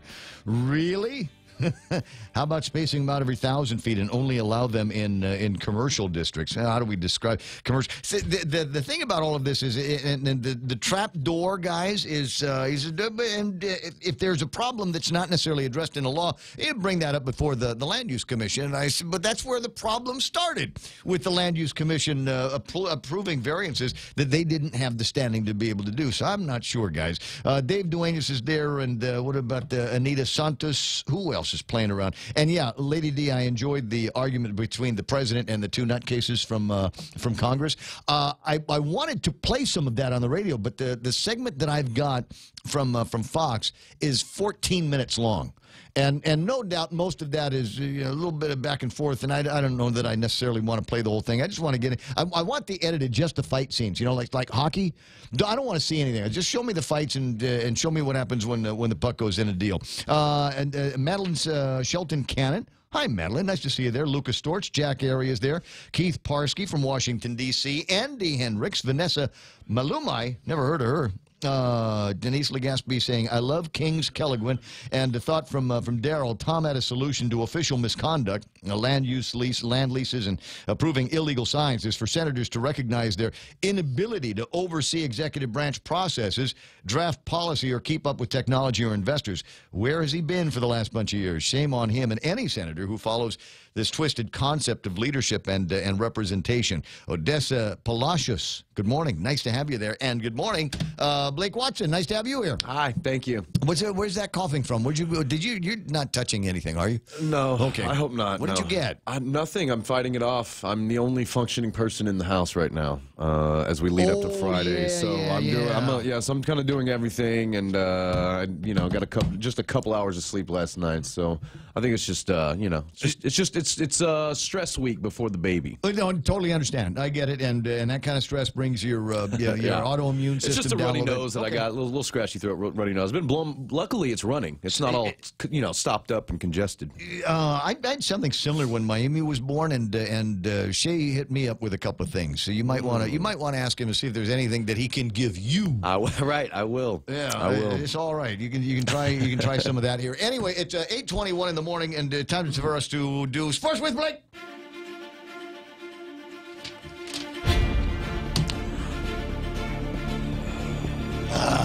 You gonna be all right? No, yeah. See, now I'm worried about you. No, I was just breathing because I'm happy about this story. Very rarely do I get to report on a story like this. This is a national story. NASA, Ray, has offered to show Steph Curry proof the U.S. landed on the moon in 1969. Actually bringing back rocks from the moon. I guess he was on a podcast. He was on a podcast called Winging It. It's the Ringers podcast. The Ringers just a sports website, and I guess it was fellow NBA players Vince Carter, Kent Bazemore, and Steph Curry. And they asked him, "We ever been to the moon?" And he just said, "I don't want to start conspiracies, but no." To which NASA reached out and said, "We'd love for Mr. Curry to tour the lunar lab at our Johnson Space Center down in Houston, home of Michael Knight. Perhaps the next time the Warriors are in town to play the Rockets. We have hundreds of pounds of moon rocks stored there, and the Apollo mission control. During his visit, he can see," and this last sentence is very interesting, "during his visit, he can see firsthand what we did 50 years ago, as well as what we're doing now to go back to the moon in the coming years, but this time to stay." Yeah, no. That's perm NASA. That's coming straight from NASA. No, definitely they want to build a base. Yeah, there you go. Yeah. So, no, because we were kids. We were all little kids when that was. By now there'd be I bus, remember that summer, the summer of '69. I remember being at my step-parents' house in Atwater, California, watching, and I was so pissed off because it was they had a color TV. They had a color TV, and I'm a kid from Guam. We didn't have color TV here until 1972, and so but they had a color TV, and so it was great. I watched Saturday morning cartoons in color for the first time in my life, and then they did the moon landing in black and white. I was at. What's the matter with these people? Were you in Houston when that happened? Oh, absolutely. How was that? How was the buzz down there for the moon Well, landing? keep in mind, I was only 5 years old at the time, so yeah, just a wee lad. But yeah, the later moon landings, up until '72, actually, of course, etched into my memory. Yeah, big deal. I actually lived on the east side of town.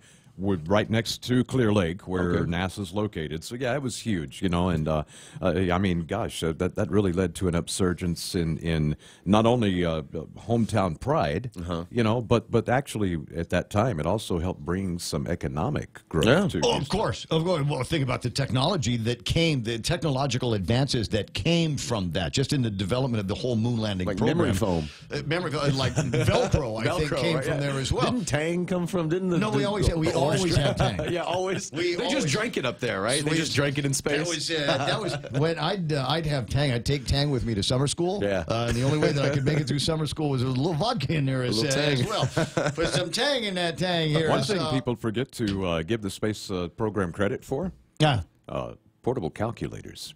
Oh, dude. Oh, nice. Yeah. You remember when the first portable calculators? I remember when that came out. Those things were expensive. Because they used to just have the little roll, right? And you would hit it, and it would just, bzz, bzz, it was like a little. But prior to that, you actually had to do the math in your head. You had to actually have a pencil and paper. Or an adding machine, you're talking about. I would have been in so much trouble back then. Oh. You say adding machine, and people don't even know what that means. It's like, what's add?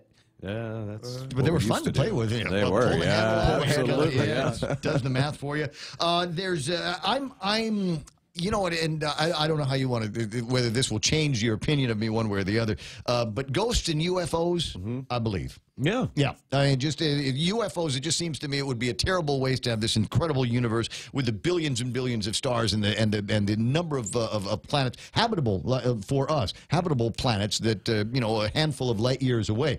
So in my mind, it would be a waste if we were the only ones here of all of that space and all of that time. I'm with you, by the way. On that ghosts, I hope, and it's not so much a belief as much as it is a hope. I just, I worry that when I close my eyes and, as they say, shuffle off this mortal coil, it will just be darkness and oblivion. I would hope that there is something after this, and that's why when I hear about ghost stories or I see footage that look like ghost stories and stuff, I get kind of excited about that. So I'm thinking, okay, but people that deny or think that 911 was this crazy conspiracy, or people that say that we didn't go to the moon, that was all a Hollywood production, those people make me nuts. Those people make me crazy. Get out of here with that. It's not. I don't know what it is with NBA players. Steph Curry, who's one of the best in the league, doesn't think we went to the moon, and then Kyrie Irving in the summer. Jerry Roberts was here. He knows we went to the moon. We were on the moon, Jerry? Yeah. So that's what I was going to say. Kyrie Irving, another top NBA player, he claims that the Earth was flat. I don't know what it is with the NBA guys and these conspiracy theories. Did they not go to college? Or maybe they spent too much time in college. I don't know. Basketball's the only one you can check out after 2 years. No, that's right. Yeah. I blame the three-point shot for all of it. You do realize that the flat earther movement is growing. There are actually more people every day convincing each other that the earth is indeed There are flat. more people every day that, despite every obvious example that socialism works, there's a lot of people that think that socialism works, even though we got people streaming out of socialist countries in droves coming running away because they now have to eat their own waste in order to keep their to stay alive. So I don't know about, you can't say you can't. It's worse now in the internet age because you can there's all these websites, Instagram and Snapchat and Facebook and Twitter where people on a daily basis show just how stupid they are. And John Wayne said it. I don't mean to be too preachy about it because I'm one of them. I'm perfectly capable of airing my stupidity right there on the radio for 4 hours a day and on social media as well, and then sharing it Hit the little share button. Not enough people have seen this. Yeah, John Wayne said it best. Life is hard. It's harder when you're stupid. Amen to that. Do we have any local sports, by the way? Okay, we do have local sports. And actually, it's going down today as it's finally set is the stage. The Father Duenas Friars, they ousted the Guam High Panthers from the IIWG Boys Baseball Playoffs. GW Geckos, meanwhile, they defeated the Sanchez Sharks. That sets up FD versus Sanchez this evening. Winner will advance to face the Geckos in the championship game this Saturday. Wow. So there you go. That's what we got as second quarter sports wraps up, rolling into third quarter here. It's just so weird here looking at the calendar. You realize we're 12 days away from Christmas. I can't believe 2019 is 2 weeks away, 3 weeks away. Right around the corner. Yeah. Right around the corner. I told my listeners that this morning. I was like, "Hey, do you got?" And you know what's funny is I went to the bank a couple days ago, and I almost wrote 27. And I was like, "I'm just now getting used to writing 2018." And of course, 3 weeks from now, it's going to go to 19. 2020 is going to be so much easier to write. I was just the other day trying to think, okay, what am I going to do for my daughter's birthday? And that was in November. It was early November, and now I'm trying to figure out. Never mind what we're doing for Christmas. What are we doing for New Year's and all of that? So try to stay in the moment. Very impossible. Now we've got a couple of Olympics that are going to be coming up down the road. In fact, at the Emperor's birthday party last night, the Consul General for the representative for Japan here on Guam was putting out an invitation to everybody there to start making plans, if you haven't already, to appreciate the Olympics and the Paralympics in Tokyo in 2020, which is awesome. I don't think they've had an Olympics there since what, the 60s? Yeah, that's what I think. 64, no, right? They had the Nagano Games that was not too long ago. I think it's talking about Tokyo. Yeah, That's winter. I mean, Japan itself had the Nagano Games, and I want to say that was that 04? Yeah. So that was 04. But Tokyo itself, they haven't had one. So not in a long time is the point. Once in my lifetime, but they're having another one. So she's inviting everybody out there. Olympic leaders apparently not interested in adding video games. There was apparently a conversation about adding video games to the Olympics. Yeah, esports, if you will. And after they thought about it for a while, said, no, that's all right. Really? Yeah. Because they've taken I don't think wrestling is an Olympic sport anymore, right? Didn't they take wrestling out of Olympics? Can't be. I think Greco-Roman wrestling. I think they did. Still in there? Story says, not long after expressing interest in esports, representatives of the Olympic movement issued a statement Saturday explaining that a discussion about the inclusion, quote, is premature, which means that we're not going to be talking about this anymore. And they might be the only ones. They might lose, the title of esports Olympics to another group because esports is massive. It's huge, and a lot of money, a lot of publicity, a lot of marketing opportunities there, especially for. But I don't know if it's an Olympic sport. I mean, I guess if curling is. Right? Yeah. I mean, just look at some of the other things that they want to be adding to the Olympics. I mean, when you look at that, you think about, sports endurance, stamina, that kind of thing. And paddling is not an Olympic sport. That's why they say the Pacific Games. Paddling should be. You know when the Pacific Games happen? Yeah. And you got Fiji and Papua New Guinea and all the Pacific Island nations come together. They actually say that is the real Olympics for paddling. Is because those are probably the best countries venues for it. and it's not actually in the Olympics, which it should be in the summer, I guess. But it's not. There should be that. should be a Summer Olympic event. I know many paddlers and the amount of time and attention, devotion, expense that they put into their sport, I think is of Olympic caliber. I think, and they're very, very serious about it as well. So it seems the governing body immediately, on the 8th of September 2013, the 125th IOC session selected wrestling to be out. And then they are reinstated, rather. I guess it was out for the prior couple Olympics. So it will be in effect for 2020 and 2024. Will wrestling back in the Olympics. That's what it says here. Okay. All right. So there's still time for me to get my singlet.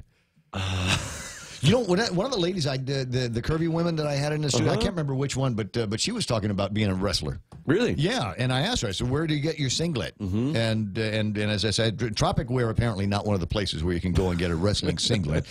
She said you might want to think about Hornet, but her recommendation, just in terms of styles, that you can get, probably best to get it off island. Okay. To get something, but how do you get fitted for that? Because they're like the Farmer John's, right? Yeah, no, they're skin tight. So, I mean, I don't really know if you do get fitted. I think you just get a size and it just sticks to you, like based on, it's elastic, right? Kind of elastic. Yeah, but I mean, what about for people that, that have longer frames? Like you and I, we're kind of ectomorphs here. So we got these longer frames. Will it actually pull us down? Or will it pull up at the crotch? It'll pull up. Okay, I'm not interested in anything that pulls up high. at the crotchy area there, 8:33 in the morning. And just because I want to make sure that you've seen it as well, congratulations, Norman Taruk, in the front page of today's Guam Daily Post that everybody needs to get a copy of, if for no other reason, this picture here. This is absolutely gorgeous. You take a look at that. They've got the new big GUAM letters at Ipao Beach Park, and perfectly positioned so that every picture there now includes Two Lovers Point. Very cool. Isn't that going to be great? So is there two now? There's one next to Cathedral? Yes. Okay. But you know what? They need to do some work on that one because it's on grass. Well, and you know what else about that one? They put it on grass, and now because there's so many people that take their picture, it's dirt, but it's been worn down so much that when it rains, it's mud. Right, and that's what I was going to say. Have you ever been down there like in the middle of the day? It is so busy down there. There's a line to take a picture with that GUAM. So apparently you go and there's the GUAM and the Two Lovers Point in the background, and apparently those three girls will be in the picture. Are they always there? Are those three girls always hang out always there in down bikinis taking a picture with you? So even ugly guys can go and take advantage of the opportunity. 8:34. That's all the time that we've got to pretend to talk about sports and fake moon landings and things like that. Blake, good luck in the next couple of days. I know anything can happen with baby deliveries, and let me know. Just do this on the air. Let me know so I can find coverage for you, so I can let Renee know that she is going to be subbing for you for a week or so. I will keep y'all in the forefront of my mind, the first person I let know anything. I appreciate that. Currently 8:34 in the morning. Headlines with Kevin Kerrigan next. Once upon a time, if you suffered a stroke, extreme form of cancer, or needed specialized care like open heart surgery, you had to go off-island for treatment. Today, GRMC provides this care so patients recover on Guam, surrounded by family. Follow-up care happens locally, and there are no additional expenses for a caregiver to travel with you. If you're a federal employee or retiree, choose Calvo Select Care, the only insurance plan serving the federal market that includes GRMC, where patients are partners.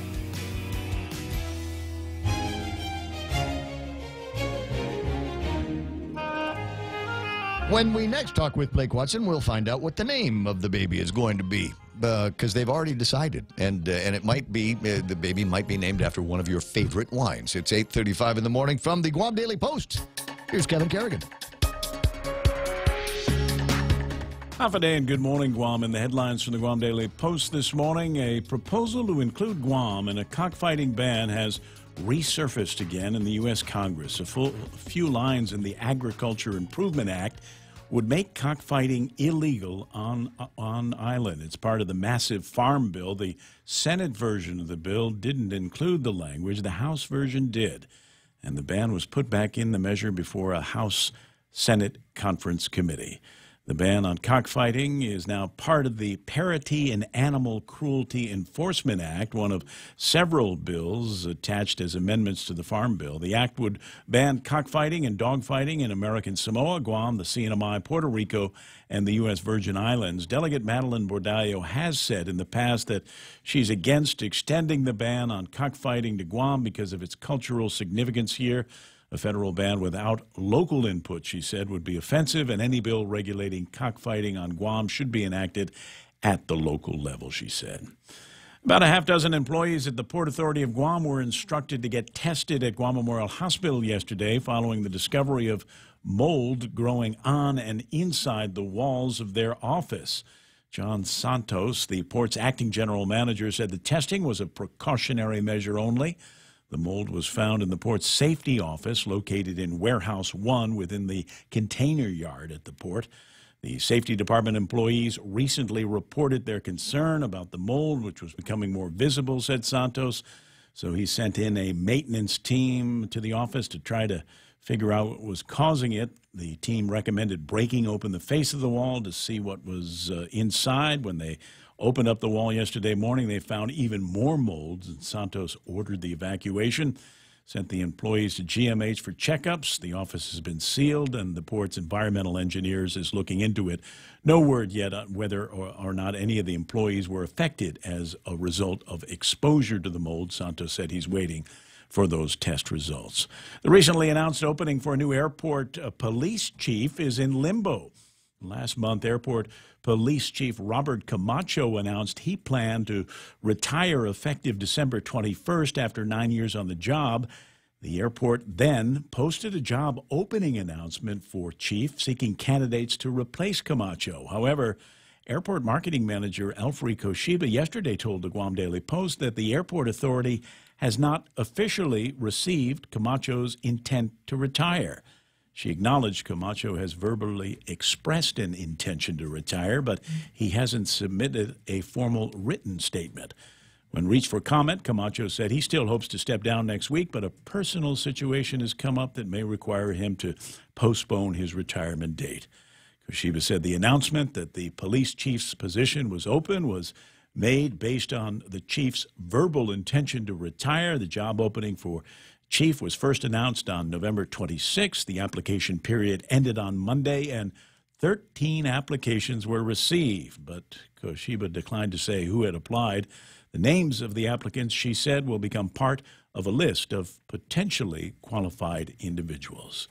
For these stories and more, log on to postguam.com or pick up a copy of today's Guam Daily Post. Gotcha. Thanks very much. iConnect time is 8:39, and call iConnect. Ask for Raven. It's her birthday today. She is one of the coolest of the cool kids next door over at iConnect, and ask her how you might be able to get involved in this Connect and Win contest. Actually, I'll tell you the basics of it is you sign up for a 12-month plan for internet and push-to-talk and the mobile plans, and you will automatically be eligible for incredible prizes from Beyond the Box and airplane ride and hotel accommodations in Manila. 888-8888.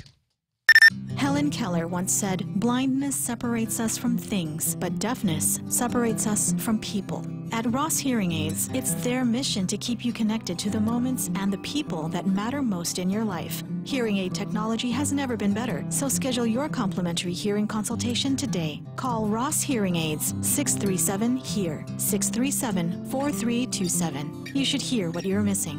I love you, Daddy. How's your hearing? There's still traffic working out here. Southbound Marine Corps Drive right around DPW and the Kmark area is not quite on fire, but expect some slowing down. Also slowing down on Route 8 as you make your way towards the 8, 10, and 16 intersection. Also a little bit in that one little squoze area between Happy Mart and the intersection. Watch out for slow traffic there coming down from the post office area. What have I got in front of anything up in Dedido, Jigo? No, everything is looking pretty clear after that. Doesn't look like there's any major slowdowns. A little bit of busy traffic down in the downtown Hagutnya area, but that'll clear up before too much longer. Nothing in front of Navy or Navy Hospital, so doesn't look like 8:40 is a pretty bad time to drive. Enjoy it, why don't you? And listen along with the point. Hafa Tritons. This is Tito Castro, proud alumnus of the University of Guam class of 2015 and president of the UOG Alumni Association. As a working Triton and first-generation college student, I know the value of a university education and call upon my fellow alumni, parents, and friends to make that education affordable and accessible to all during this year's G is Forgiving campaign. To make a tax-deductible donation, log on to supportuog.org by December 31st or call 735-2957 for more information. Viva UOG!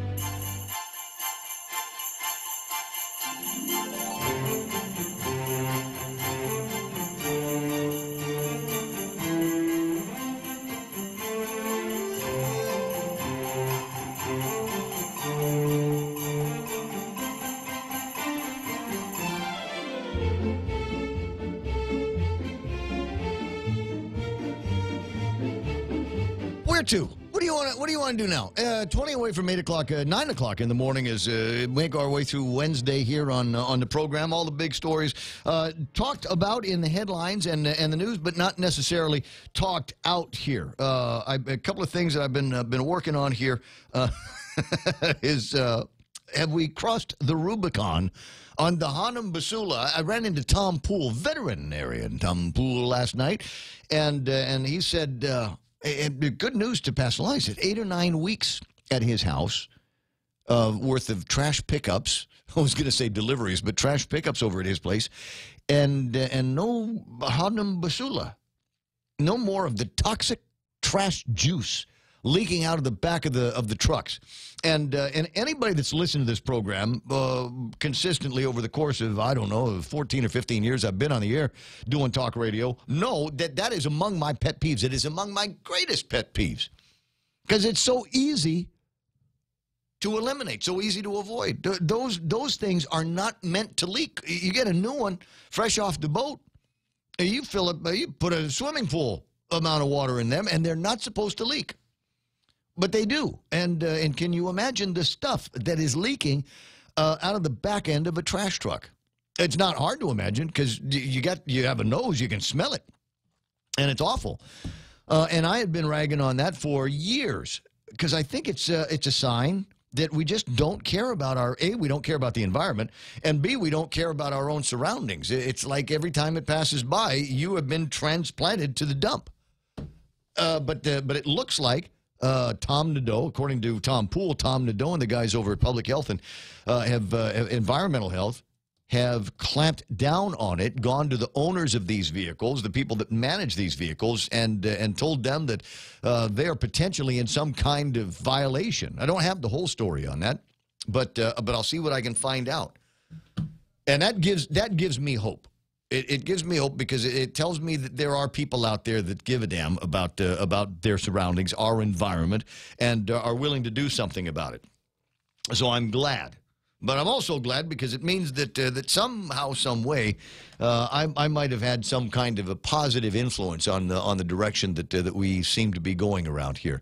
And it renews my vigor, if you will, and then resolve to try to work on some other issues that we might be having or we might be encountering, including the